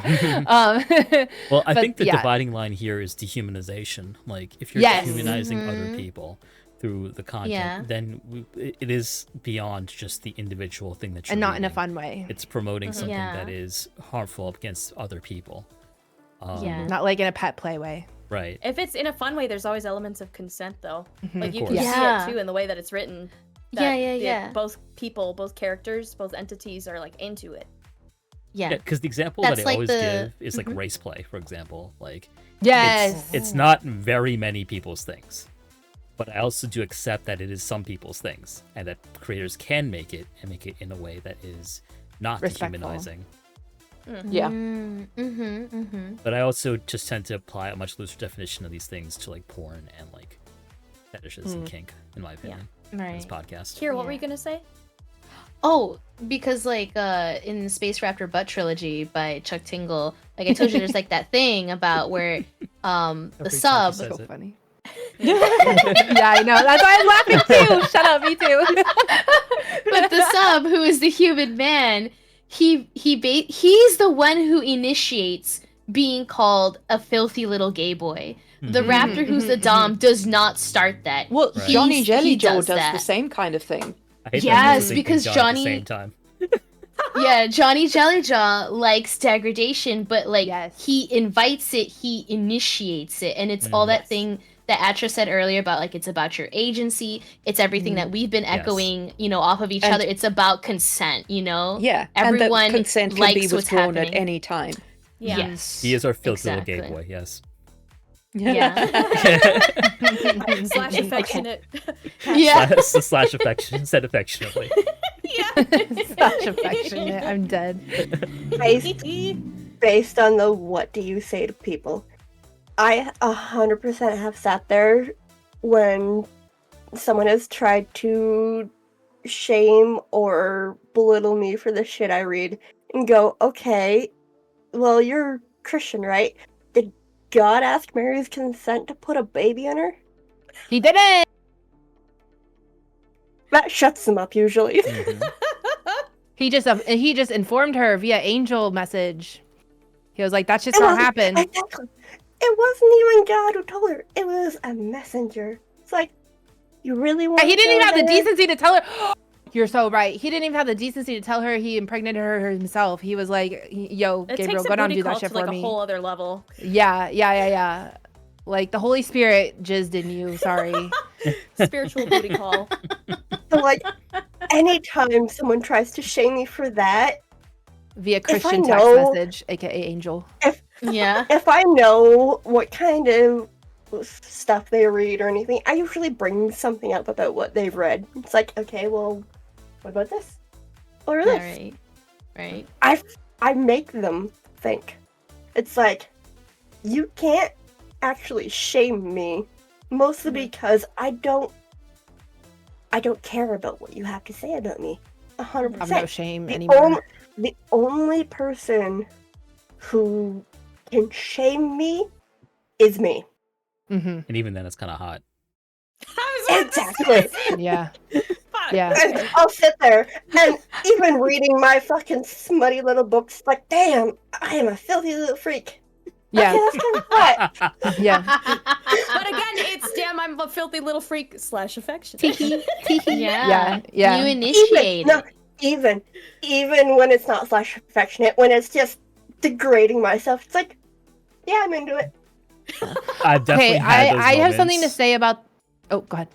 I've definitely had those moments as an eroge reader, because like there's some really fucked up eroge out there, like dismemberment Oh, and yeah. like you know all kinds of horrible like guro and like death even. Like I haven't read those. I tend to stay away from those, but there's definitely some freaky ass shit that I read that I'm like, is there something wrong with me? Am I good? The thing that makes me think about like, okay, everybody's got a little freak in them is like my top performing animation that I voiced is a nun getting Oh, fucked yep. by a demon monster, getting knotted by a demon monster and like inflated with his cum. Can you send the reference for that for no particular reason? Yeah. No, I mean So it's we on can my stay away. purpose. it's on my Yeah. it's on my pH, you know. But the reason why I feel no shame anymore is because it's literally my top performing clip at 13 million views. So like Jeez. like That's a small a lot of country. people like it is it. not just me. It is not just me. You motherfuckers are nasty. All right, you guys are nasty right along with me, and nobody can say jack shit. All right, like nobody can say jack shit. That's my take on that shit. Especially because the people trying to shame you are the ones who are watching it. Oh, yeah, Exactly. they're the ones who Usually, consume Like it. the People comments tend are to- hilarious. yeah. It's like They God feel will bad strike about me watching down it. for coming for God will strike me down for coming to this. And I'm like, go to church and turn off your Pornhub. What are you doing, boy? You know, like There's so much confession in their like accusation and Yes. denunciation. like this one. Yes. I'm a 'Cause, like, Christian you and I see fell all into those lust pastors again. that preach They tell fire on and themselves. brimstone against gay people. Like Jezebel. they get caught in a hotel full of like rent boys and cocaine. Yes. Yeah. Yes, Always. exactly. They're It's hypocrites. always They're fucking Christian. hypocrites. They're fucking hypocrites. And it's just like, okay, well, like, you believe in Jesus and you're a Bible boy, but you're here like jacking off to a nun getting fucked by a demon. So like, what does that make you? Like, I at least am like open about liking this kind of stuff and like honest about it with myself and everybody around me. Like, if you're being a hypocrite, it makes you kind of a worse person. Also, reference in the Discord And chat. also, like, it's bad for you. Like when you're alone at night and it's just you and your soul. Like you are hating what you are into and like parts of who you are because you are like Because you're told that that's wrong. Right. yeah, and you believe that it's wrong, but you're doing it anyway. And like it's so harmful in the long run. And then you I start feel. lashing out at creators, lashing out at And- women. Lashing out at people you don't even know on the internet. Lashing out at fucking children for wearing shirts like with that are lower than their arm, their fingertips or whatever. Leading me to temptation.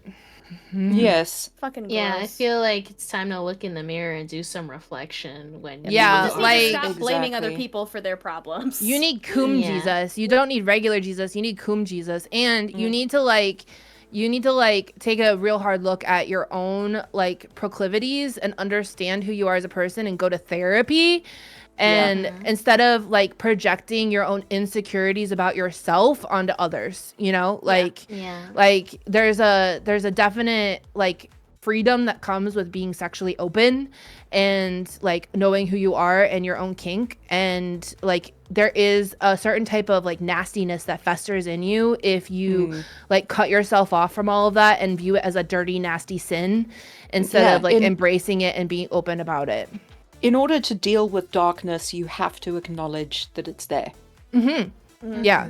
And for some reason, they all doesn't matter what religion they believe in or if they even believe, they always fall back on the repressed Christian that they were forced to grow up as. Yeah. Because every comment is always God will smite me or Jesus or something, and it's always just like, babes, no. But it's because it like put on us through schools, like socially, like through parents, whatever it was. Like it when it was put on you and you were molded by it in your formative years, it's so hard to let it go completely. Yeah. Yep. I mean, it's demonizing otherness because you don't understand things outside of yourself. When in reality, you should just be focusing on what you think and feel, and not be wasting energy and time incorrectly, like bashing other people for what they And they're enjoy angry that or it who they exists are. because it's not them, and they've been taught that that's wrong. Yep. And they're angry that they feel- find it hot too. Yeah. I feel like it's something, as someone who grew up Catholic for a long time, like I don't understand when at the root, at least when you're Catholic, you're taught that God loves everyone. God is the only one who gets to judge we are not to judge. And when you read the stories, because Catholics usually focus on the New Testament rather than the Old Testament, because God is a different character in those books, right? He's more wrathful. He's more forgiving and loving in the New Testament, which is the one that Catholicism focuses on. Jesus hangs out with the sinners, right? Yeah. Right?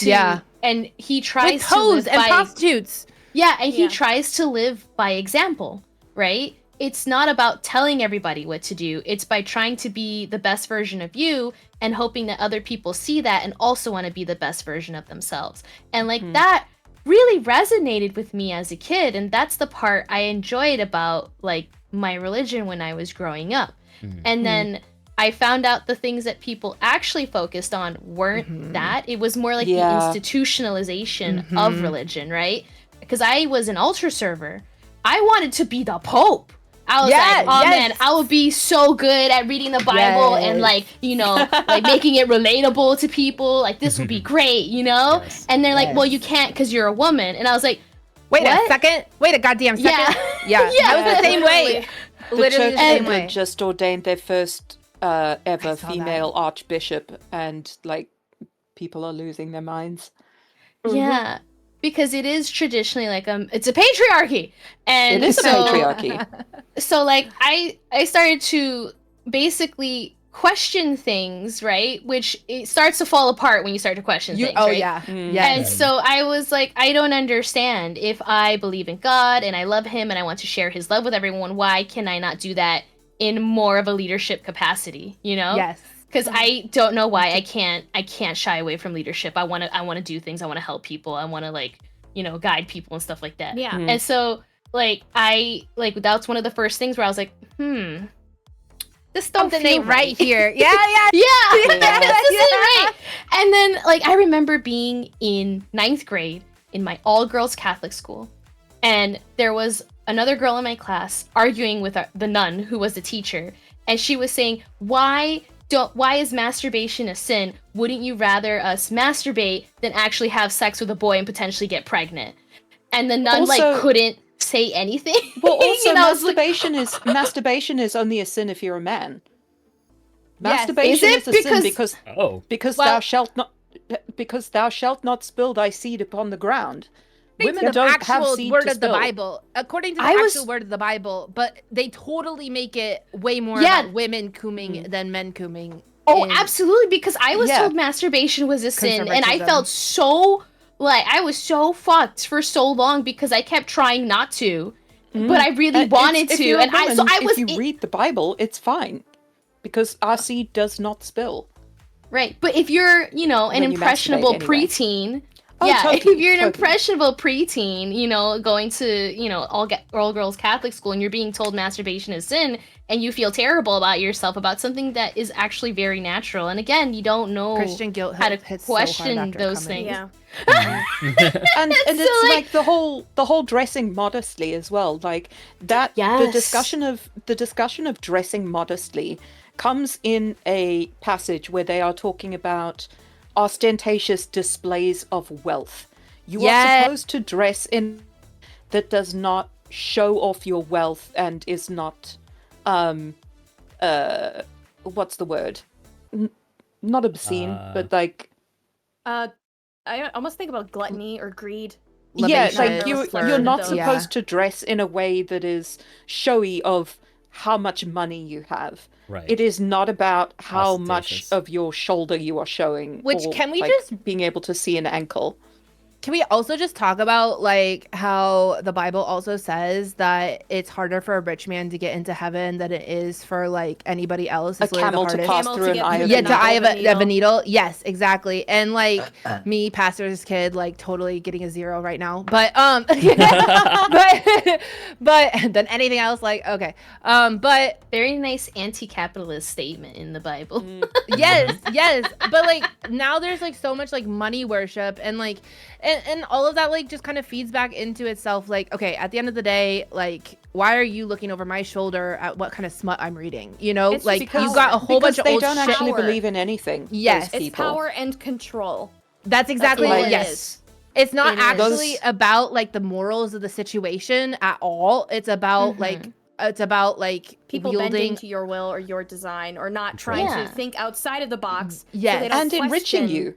Yes. Because, Yes. like, you know, a lot of this comes down from preachers and people in churches, and it is about giving you the power of denunciation, which feels so good. It feels so good to denounce things and be superior because you're going to heaven and these ankle-showing sluts aren't.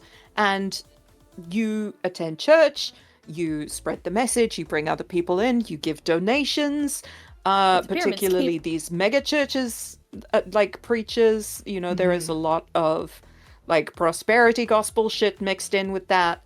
Yes. There's a documentary called Marjo, which goes into this from someone who was an evangelical preacher from the age of like 5 or 6. Like, very, very good. And these people don't actually believe what they are saying. It is about don't. control. Yeah, Well, it's the thing about is that they control. think that they believe, because like I kind of like Kira grew up in a very like religious household and stuff, and like I was very similar. The second that I started asking questions was when the whole thing unraveled, because like Yeah. I wanted to be like, it wasn't like we didn't have popes in evangelical, like the evangelical side, we had deacons, and I wanted to be a deaconess, and like, but then I started looking into all the things a deaconess could do, and I was like, wait a second, like she's like can't do jack shit, like you can't do anything, like you're just there to serve the dudes, like what is this, like I want to be the purpose of person's preaching, I want to be the person in the pulpit, you know. Yeah. But they couldn't even do that, like you could only just read scripture as a deaconess, and so Yeah. it's and like it's why they encourage you, like their parishioners, not to read the Bible, because then they will start to question. They interpret the Bible for you. yes, and that's the thing. Yeah.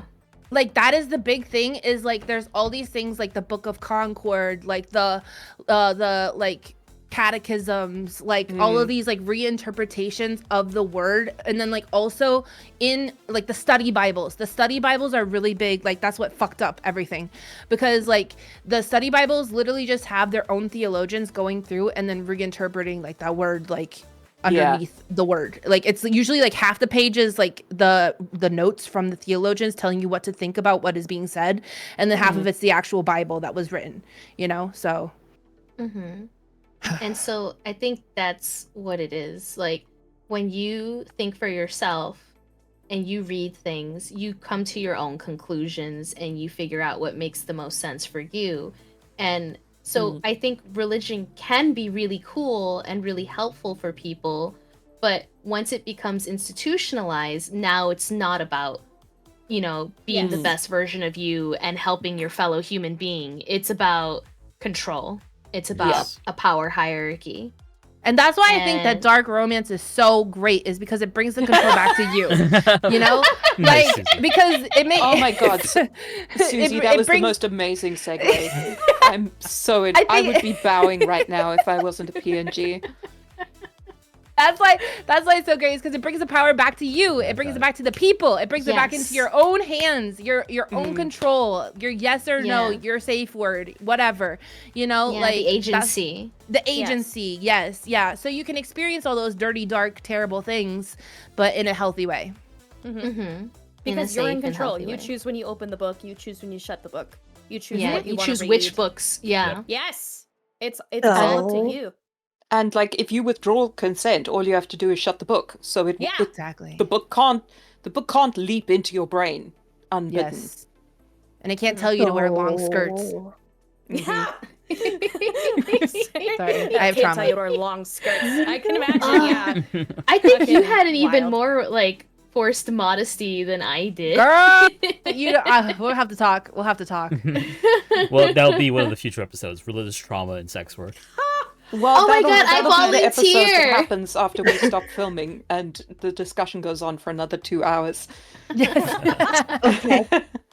So speaking of I that, have go ahead, Mossy. a book recommendation that actually ties in both topics, the dark romance Please. and the organized religion. Yes, please. It is That Sick Love by Jessie Hall. Writing it down. It is Amazing. Fantastic. It is Fabulous. amazing and fantastic. Whoa, and the cover is nefarious Oh, yeah. looking. Can you send It it? is. In the chat I'm gonna for send research purposes? I'm gonna send a thing with all of the links. I'm making a Google Docie that's not a bad Google So- Docie. It's just porn. We like it. I'm trying not my 1,000 pages long. hardest to No. not like do big spoilers on it, but Sure, the sure, sure. female main character is in a Christian school. She is teaching the younger. She's fought to get to that position. The male main character uses a lot of Christian words and passages to break down basically her entire thought process of how the church and religion work. Oh my god, I'm gonna love this already. I can already tell. Oh! I wasn't Christian for very long, mostly because when I was old enough to actually start thinking for myself, I got myself kicked out of all the churches in my area. Let's go On excommunication. purpose. Oh? Paganism was And- my gateway. But it ties a lot of how religion is, like, how it's treated now, where it's basically its own political sphere versus Mhm. how it should be. How Mhm. you can still believe while also being open and different. Because the male main character, Dark, he is very not the type of person that you would think of when you think of a Very Christian problematic. man. Very problematic. He is basically a serial killer. We love. But he uses what she knows to change her thinking. Mhm. To basically show her that this is not the only way. It gets very dark and problematic, and I loved it. I just say I- too, it has this disclaimer. It says this book explores many dark topics. Please be aware of trigger warnings before you read. Your mental health matters, and that's how I know I will love this book. So Aw. yeah, The moment I see that your mental health matters, I'm just like, ooh. this one's gonna be a good one. Put it down. Yeah. But like, it explores both sides. It shows that they can coexist, that it's not just doom and gloom and you're going to hell for this and you're going to hell for that. We It love that. makes, because she's very much in that mindset, and it Mhm. makes her think. It honestly, one of the few books that I actually enjoyed that was mainly focused on Christianity. Can we talk about how it has 23,000 ratings and a 4.4 star approval? This is insane. Oh. Wow. This is why I like I am to, one of those ratings. this is what I like to say too. Everybody is into this shit. Buddy, these wine moms are out here going to church on Sundays, then reading that sick love and leaving Yeah. a fucking 4.5 star rating on Reading 50 audio Shades of Grey. on Kindle Unlimited. How Exactly. about that yearning, Like, baby? that's exactly it. Yeah. Yeah, in many ways, the internet Kindle readers, you don't have to get the book anymore and switch the title, the jacket on it. You can just read it. Susie. Yes. Mhm. And I think that is kind of the big revolution that's happened in our times, in our formative years. Yeah.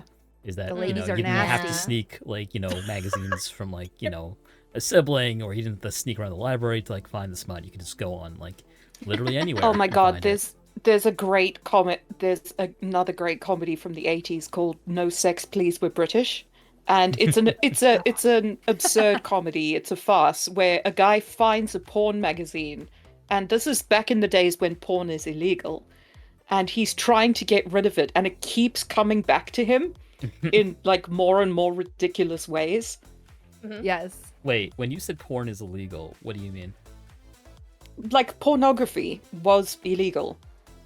Yeah. Like, pornographic material, magazines, videos, etc. Well, was that's not the illegal. part I'm you've focused just on. broken- When was it illegal? I'm not entirely sure. Let me Before check. the hustler with the Supreme Court, I think it was illegal here too. the American mind cannot comprehend. It's that power thing. The Obscene control. Publications Act of 1959 made obscene material illegal. Yes. And Obscenity the Video Recordings Act 1984, that's shortly before I was born. Honestly, so within the UK, it was with about 3 decades in which it was explicitly banned by law. Yeah, pretty much. I see. It's control. I feel like there's a really great anime about it called Shimoneta. Yep. Yeah, I like Yeah. that one. Mm-hmm.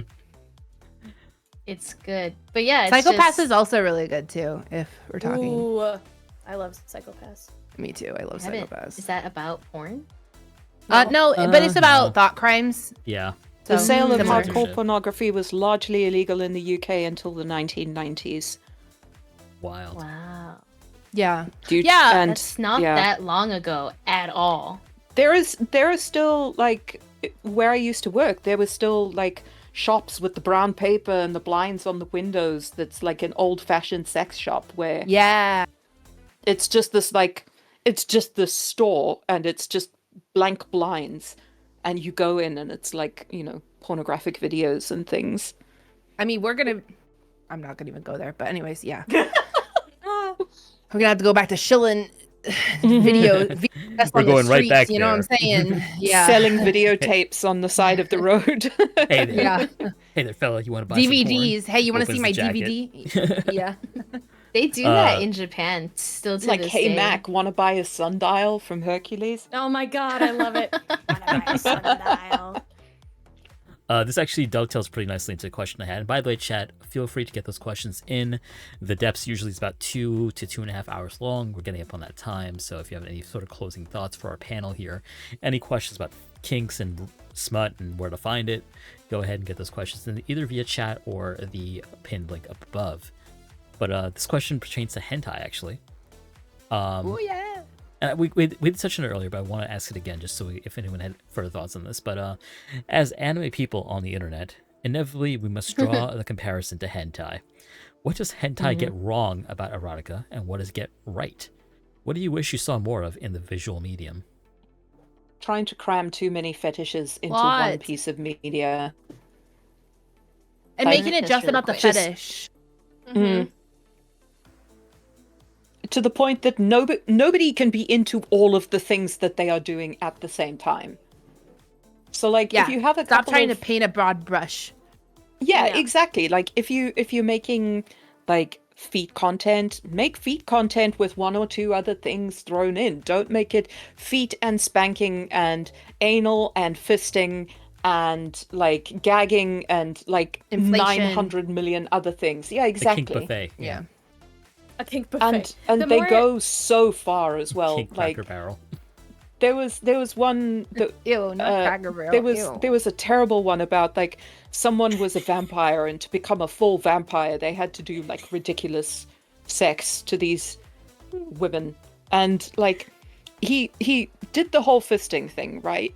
And while he was, like, almost shoulder deep in her, he just grabbed her Oh, intestinal lining and she was like, No. oh, it's amazing, and ahegao, and, like, no, That's how you would impregnate not a be cow. amazing. Yeah.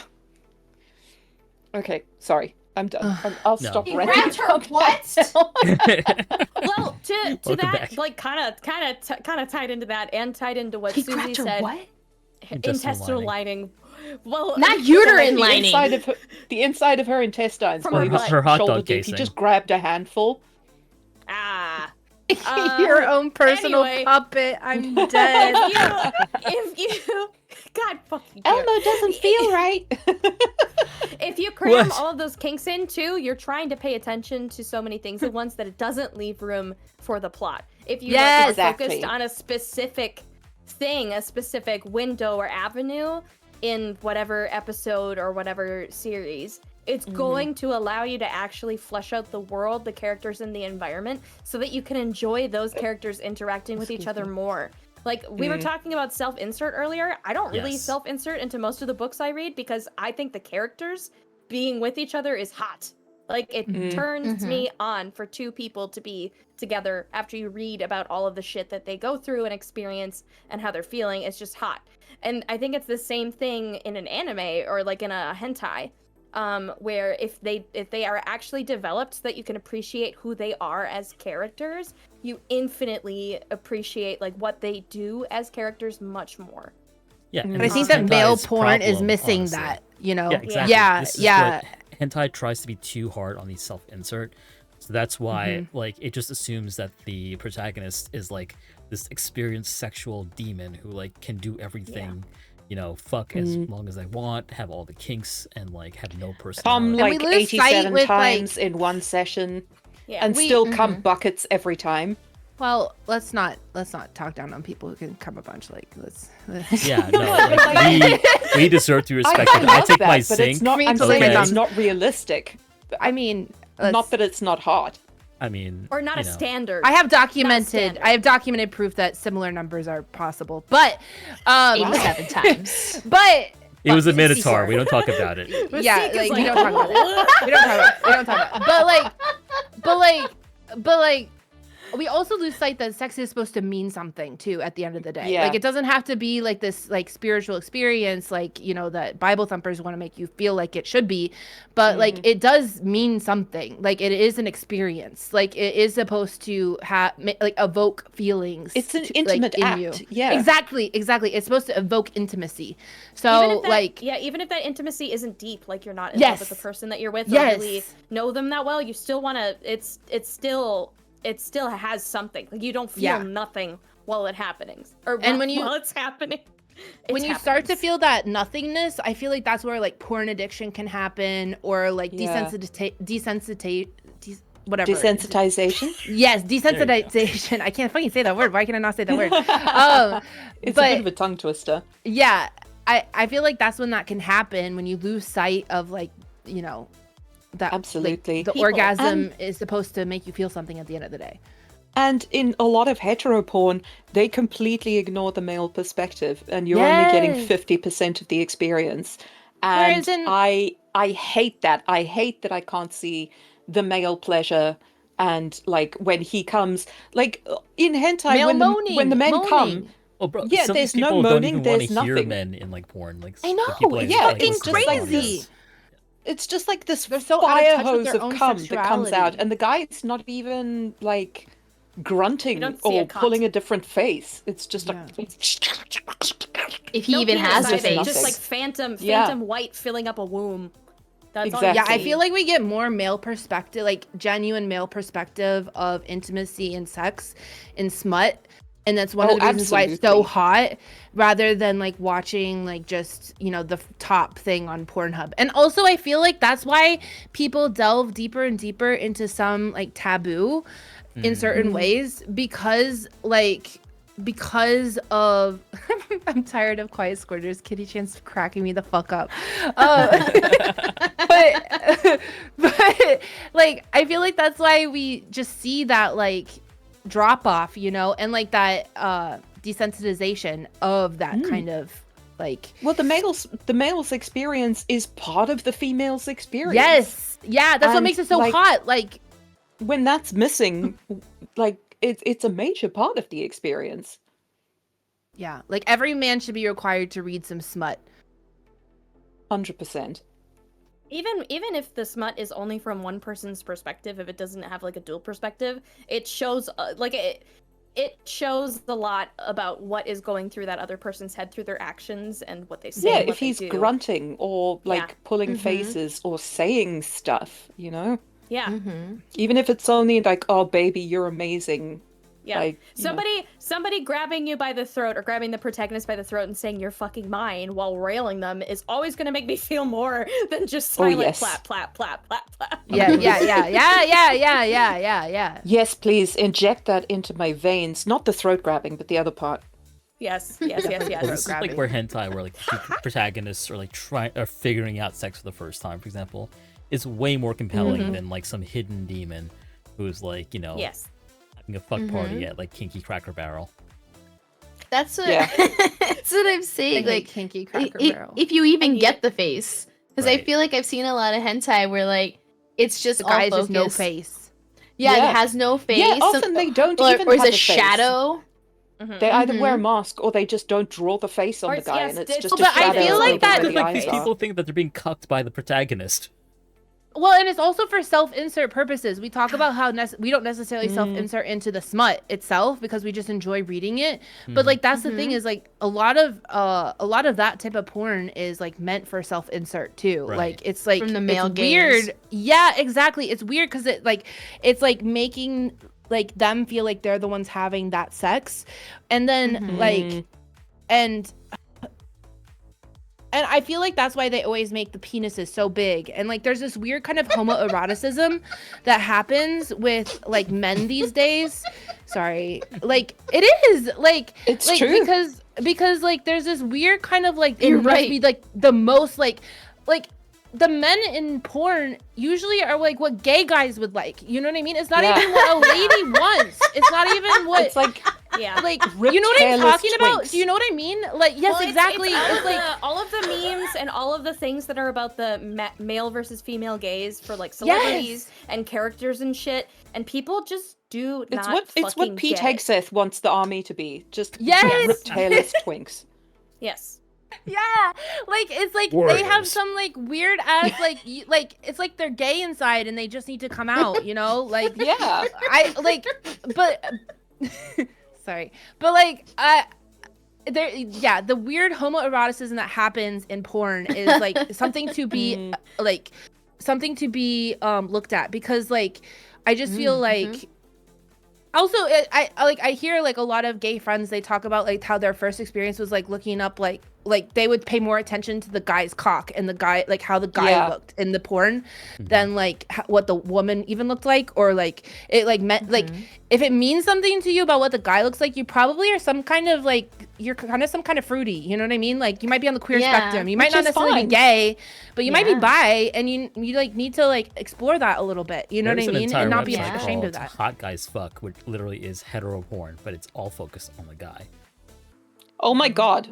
Yeah, literally. Fucking I gay. need to note this down. Please Well, excuse that me. being, I was about to say I'm in a cover band, and all the other people in the band are dudes, and they're very sweet and they're really cute with each other, but they say and act in some of the most homoerotic ways I've ever seen straight men act in my entire life. And straight men are they can be really like they act They're very gay. fruity and treat each other in fruity ways to express love or adoration or like all of this other stuff to be silly, and it's very interesting to take in.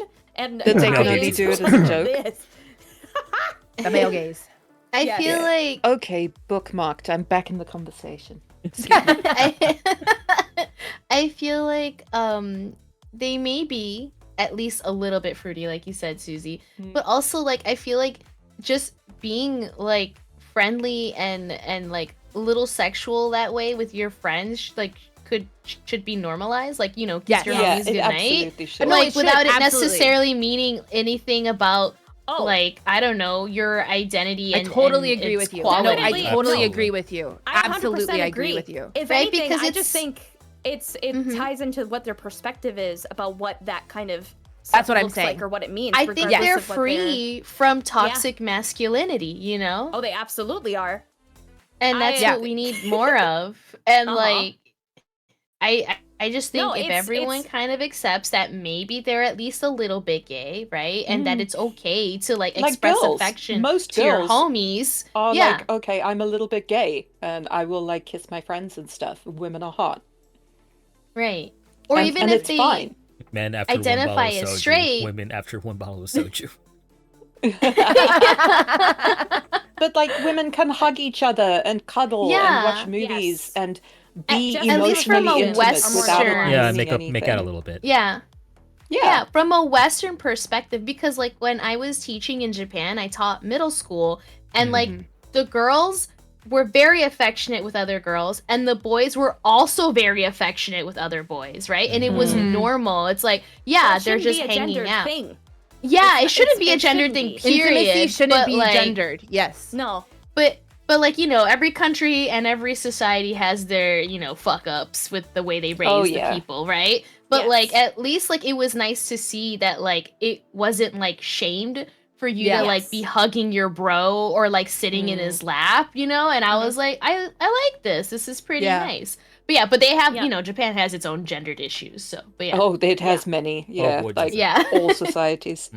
Yeah, exactly. And so I think, society. again, it's like one of those things you start to get older and you start to question things and it starts to fall apart and you realize, who made these rules?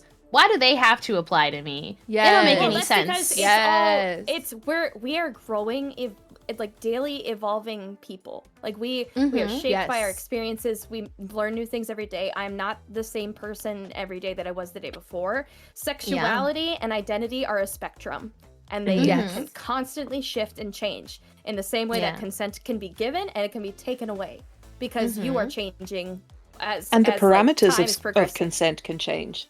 Yes. Exactly. So just don't. It just has to be thought of not in a concrete way, but as like a Not black and white. malleable thing. Yeah. Yeah. More gray. More gray. You're not gay or not gay. 50 You just shades may of be a gray little even. gay, you know?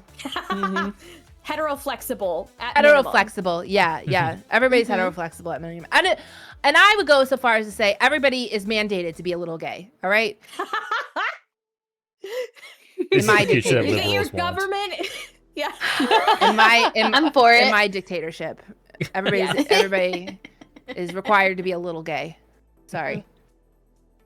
You must Now you that's must a lie I kiss can at get least one behind. person of the same sex or Yes. gender fluid. Sorry. The only time I will ever be above and beyond this little face.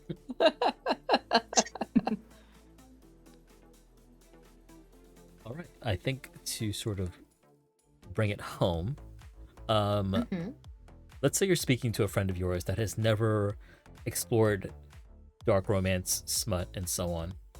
What would you recommend to them to sort of ease themselves into the genre? Whether it's certain works or how to mentally prepare themselves or where to look even. What's your advice for newbies to like want to explore kinky smut? Okay, well, this BookTok Well- is great for recommendations, I feel. Like, that's how I found the BookTok, masked baby. men that I am developing the kink for, is through BookTok. Yeah, And don't develop learning your- about- recommendations. Don't develop your like real life expectations necessarily, like just how you shouldn't develop your real life expectations off of, you know, like porn. Regular TV. Yeah. Like don't develop your real life expectations Separation of kink. between fantasy and reality. Yeah, Oh, like yeah, learn that's such an important distinction. what healthy kink is first, and then deep dive into the dark kink and hard kink, or dark romance and hard kink, because like dark romance and hard kink is not for everybody, and so Yep. like if you just run right into it, you might be like, oh my god, what have I done? You know, what are we looking at here? It requires a core understanding of what consent actually is. Yes. And what healthy kink looks like. Because without that foundation, it's the same fucking thing with 50 fucking shades of gray That's in my it. brain that Yes. it doesn't like it's its own brand of dark kink in a weird way, but it's But Yes, it's also, it it's is not really. what healthy Presenting. kink looks like. Yes, And it presents yes. itself like what healthy as kink though it is what But it's kink- not well, healthy just healthy kink. kink, That's but not- just kink as a whole. It's like Yes. this is BDSM, period. Not this is an unhealthy example of how people Yes, could exactly. like it's a scenario that's bad. So it's like it's I a great dark completely agree romance with book. Susie. Yeah. But it's dark romance. It's not BDSM. Yeah. Make sure you know what healthy kink looks like, and then because you could get yourself into a lot of shit if you just like think Yeah. that that's regular kink. Like you're gonna meet a lot of really bad doms, a lot of really bad subs. You're gonna get yourself into a real fucking mess if you just kind of start off with dark romance and hard kink. Okay. I think And as far as like distracted. recommending stuff for people who don't know too, like figure out the things that they're already kind of interested in. Like if they think that minotaurs are kind of hot, then recommend a book that might edge into that like gently without diving headlong or fully into like something that might be a bit more hardcore involving the same concept. Like there are so many novels out there. I feel like there's gotta be some kind of equivalent of whatever interest they have that is a good stepping stone to work their way into reading about Oh, that yeah. kink. I'm trying to Mossy, think I that think you were is- trying to say something? That is basically what I do. Anytime I have a friend or anyone ask me, they're just like, hey, I'm interested in this. What do I do? I will sit them down. I was like, okay, here is a list of... First, you have to do the Genre. BDSM test. Nope. Nope. Here's a list of genres. What have you already read? Like, fantasy. And then the subgenre is like, what kind of fantasy? What kind of this? And then I'll sit there and, like, once I get that, I was like, okay, what do you already know about kink or about the darker aspects of romance? And I'll work with them, and I'll find genres and titles for them to start out on, and they're usually fairly simple. Like, I had a friend recently who's just like, hey, I want something with magic.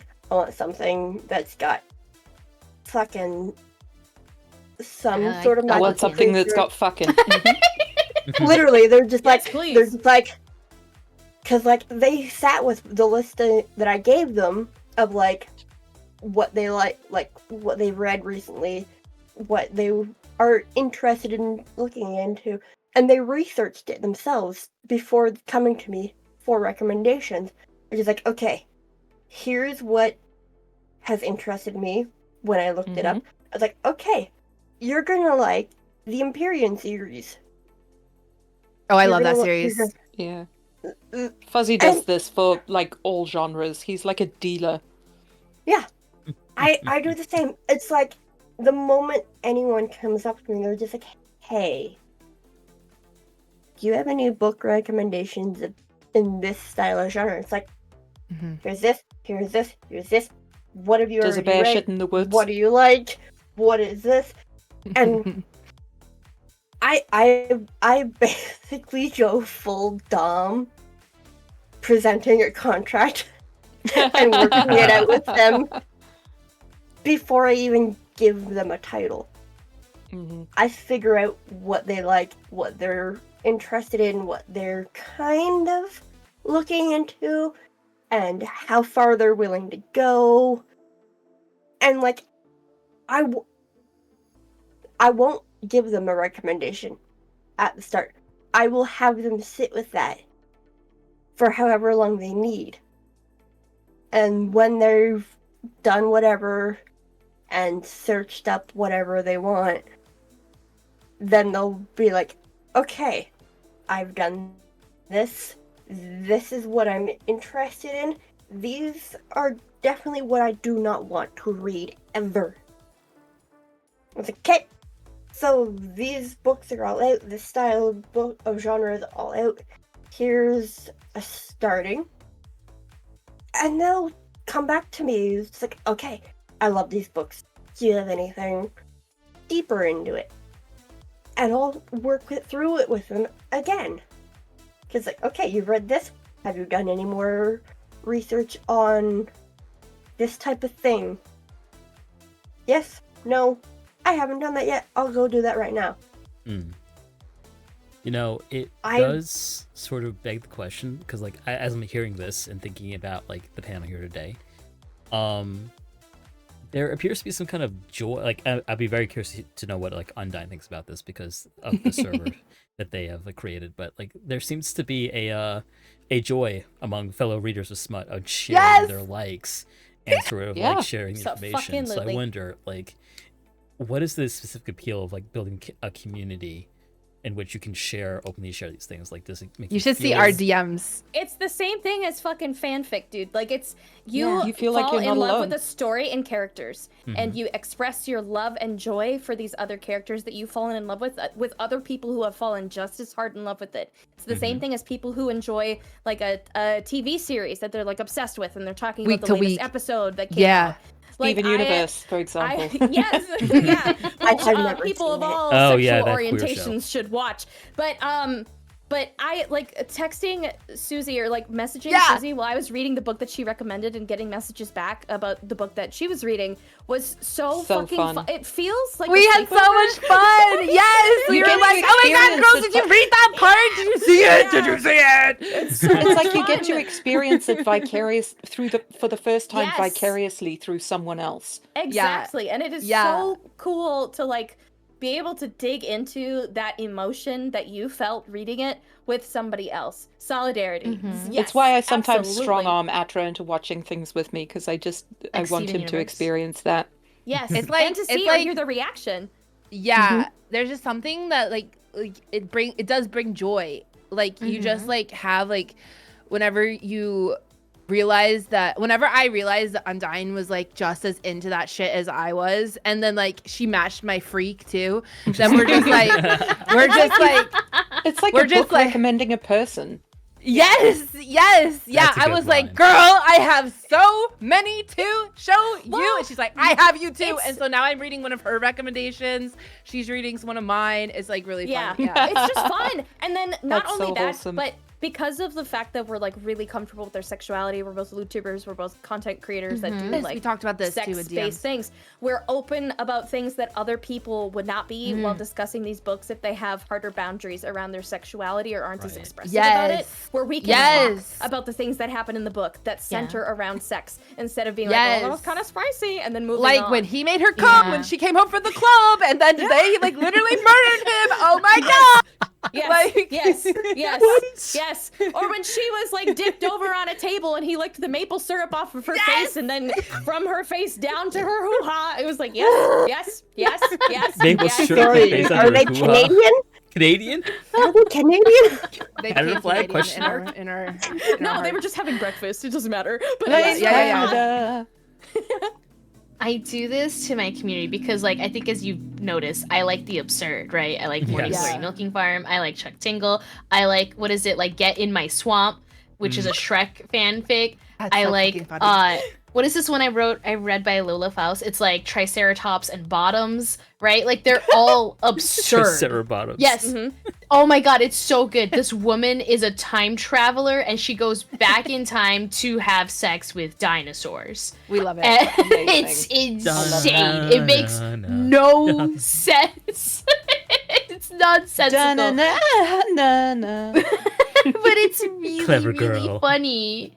And my so God. like what I do is like I like to with my friends like take, pictures of like the most absurd parts and like Yeah. highlight it Yes. and be like, oh my god, and like Yeah. send it to my friends and like scream and everything about it. So it's like, yeah, it's just fun. It's just connecting with people about things that you like, It's like my It's dad wrote a community. porno, It- but like good. I love that podcast.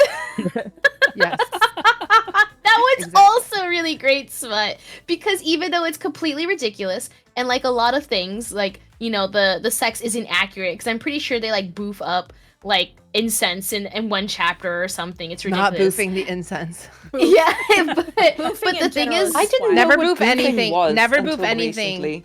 Yeah. It will literally kill you in real life, so don't do that. yes, don't Fantasy boof up versus incense. reality. You don't even know what Exactly. boofing is? No. But Boofing is pouring beer into your ass, isn't it? well, it's just doing Well, it up but I your know butt. that. inhaling Chugging. anything anally. That's butt Inhaling chugging. anything. Yeah. Yeah, that's Yeah, butt that's chugging. Yeah, No, Yeah, that's also no. called But boofing. boofing is not butt chugging necessarily. It can No. include it. I was saying like beer in the butt is butt chugging. Like Right. Yeah. booze, yeah. But But boofing is when you, other stuff. yeah. Okay, you but like- so Wait, when I you thought put it also vodka included on a alcohol. tampon and stick your No, butt, it is that does include boofing? it. Boofing, it's like the Venn diagram of boofing does include butt chugging, but butt Okay. chugging Okay. does not include boofing. Okay, It's- so Got it. okay, so Got it. that's a jacuzzi and hot tub situation. Yes. Yes, it can be, but it can also be, Incense. it can also be incense or like So like jacuzzis Smoke. are hot tubs, but not all Yeah. hot tubs are jacuzzis. exactly. Yes. Yes. Yeah. okay, Right, okay, right, okay, right. got it.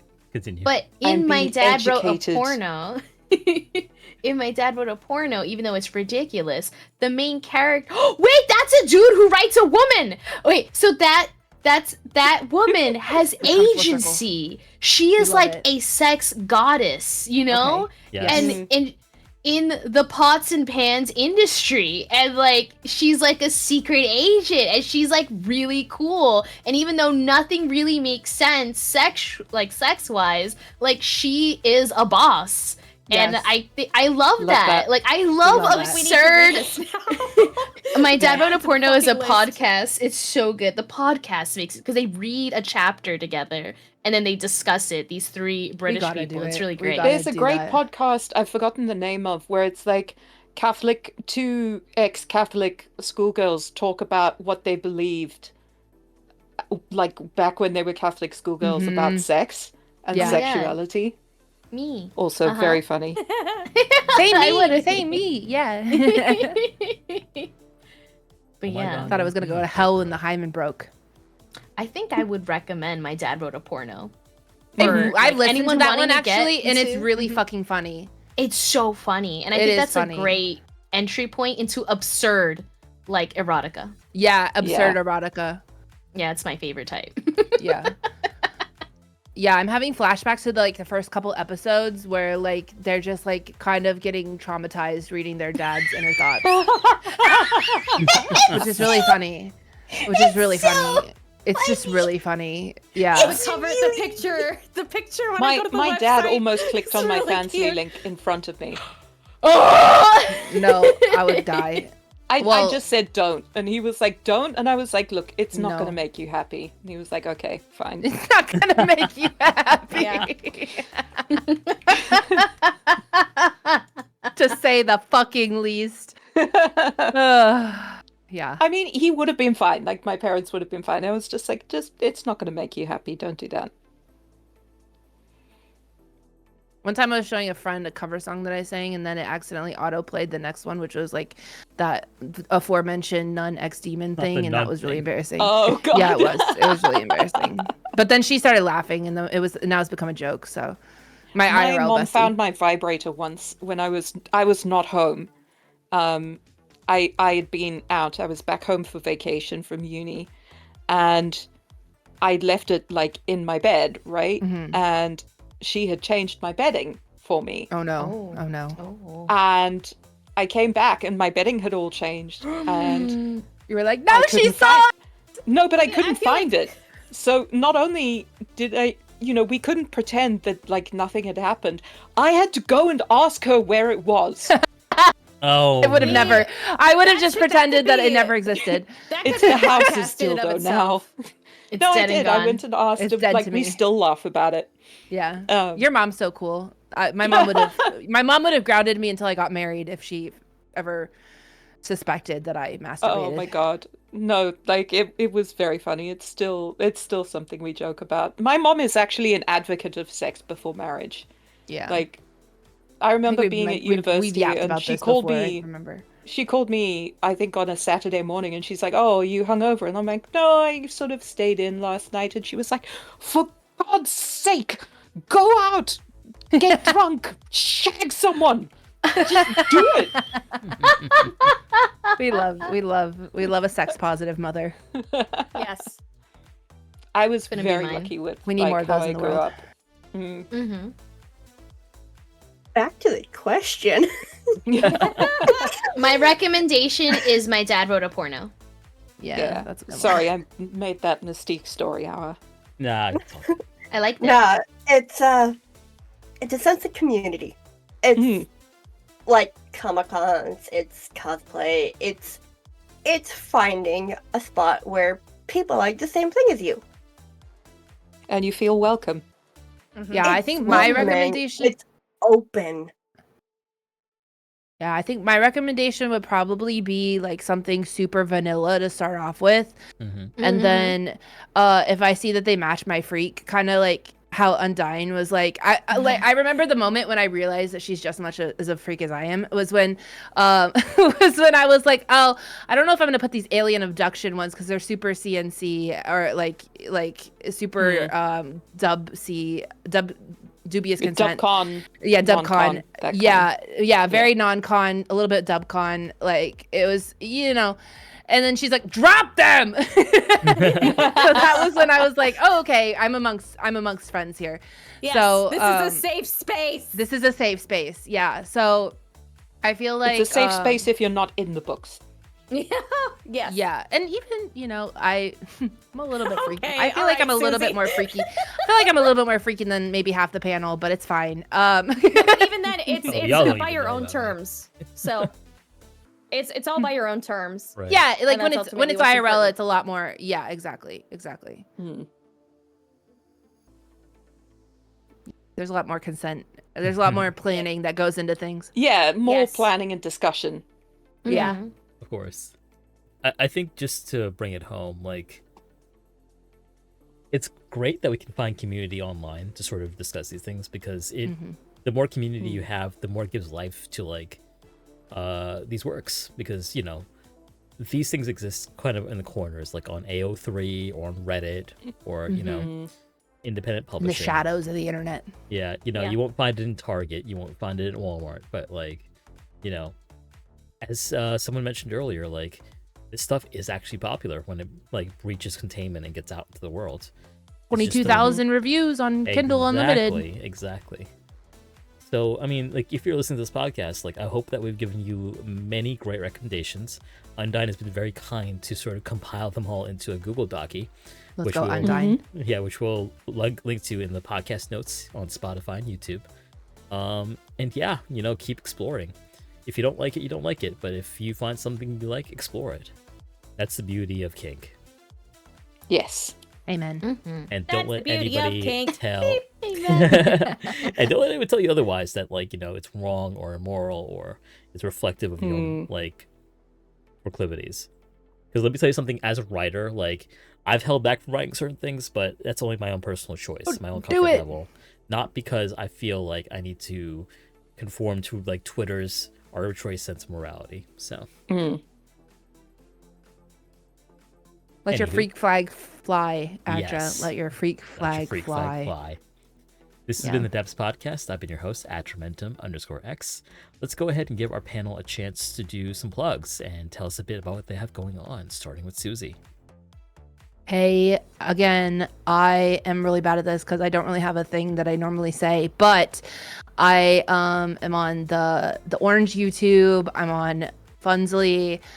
I'm also on Twitter. I'm also here on Twitch. I am going to be doing a comeback to Twitch at some point. I haven't streamed in 2 months, but you know, there's always a chance to come back. And tonight I'm going to be doing a stream for my friend Podge. They recently went through some kind of scam situation where they got scammed out of money, and so my stream tonight, 50% of all my proceeds will be going to them. So if you happen to come by later, that's what 50% will be going to them. So That's lovely. That is Absolutely lovely. A lovely thing to do for another fellow friend of the podcast, Podge. Thank Mhm. you very we much, love Susie. Podge. We do love Podge. Go ahead and check that out after the podcast tonight. And thank you very much, Susie. Next up, Kira, what do you got going on? Hi, I am also on similar websites, and I have recently opened up a Patreon in which I will be trying my hand at my own novel writing of the spicy variety and narration. So if you are Let's interested, go. definitely go check it out. KiraPRaptorGirl. And yeah, I also stream here on Twitch every Sunday, Monday, Friday. What am I doing? Come and find out, because it's really whatever I want. We are playing Okami lately. Oh, We that love. was nice. Mm-hmm. Kira, as always, an absolute pleasure. Thank you for bringing your humor and wit and experiences to the pod. It's been a delight as always. Thank you so much for letting me talk about my Minotaur arc. We love it. We love it. Next up, Mossy, what you got going on? Honestly, the next time anyone probably sees me will be if you play Satisfactory again. Go. I just kind of exist. Mossy exists, but Mossy often is featured on my channel, playing Satisfactory, Stardew Valley, and other games. They're a delight. And yeah, you know, I'm they're a also pain an in your artist. ass. They're a delightful pain in the ass. And they are an artist too. They drew their current That's also a YouTuber. kink. Don't look at it. Nice. A Very delightful cool. pain in the ass. I am. So go check them out.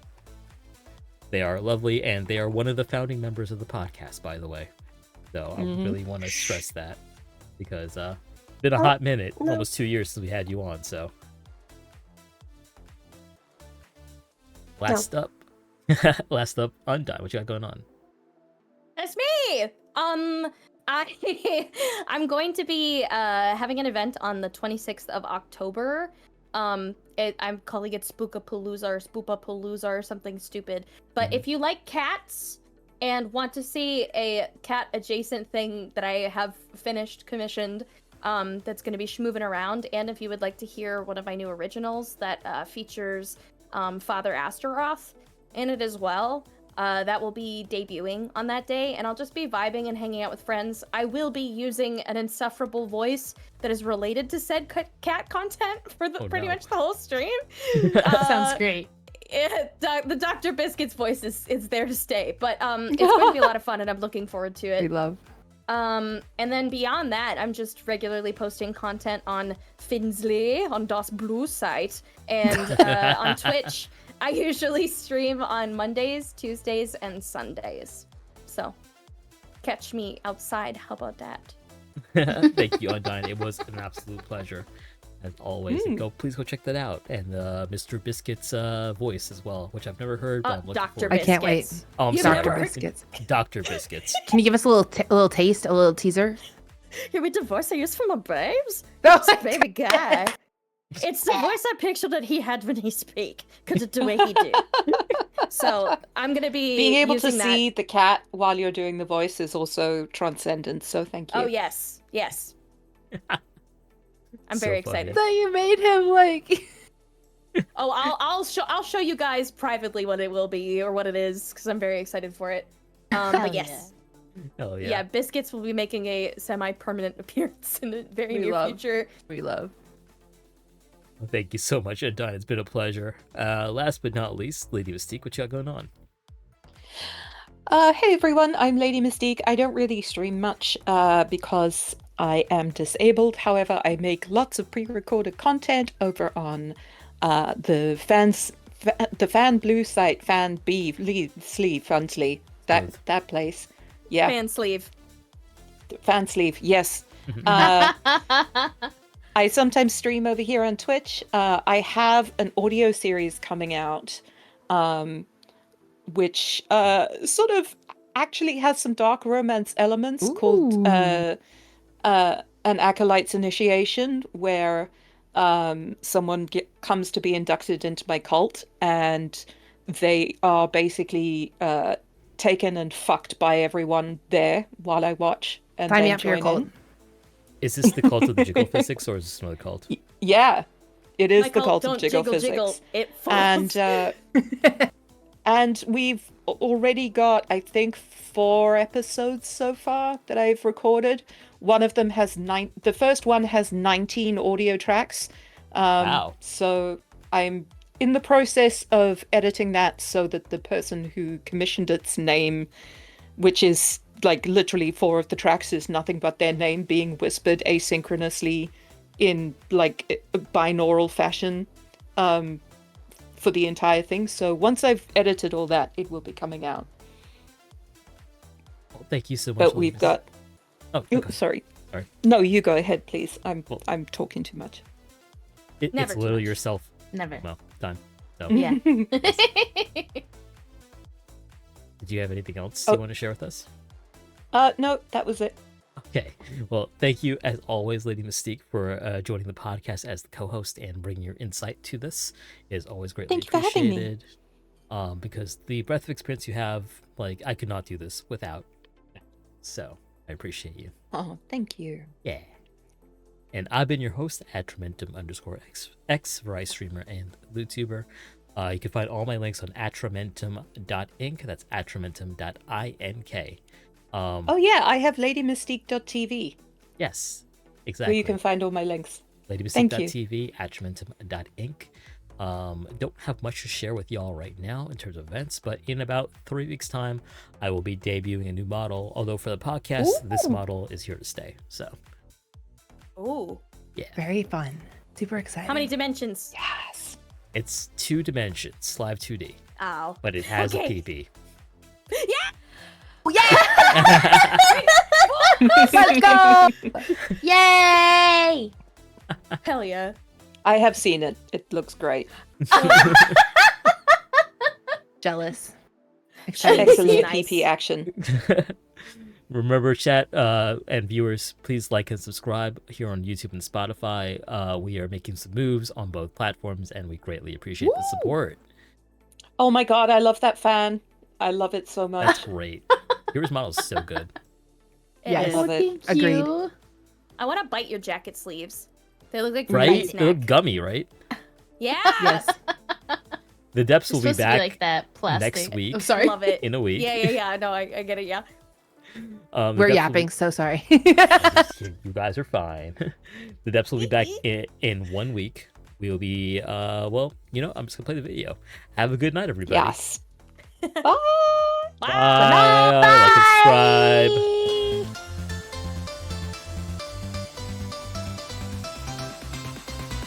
Next up on the depths. They can't hear me, right? I feel like we've run into like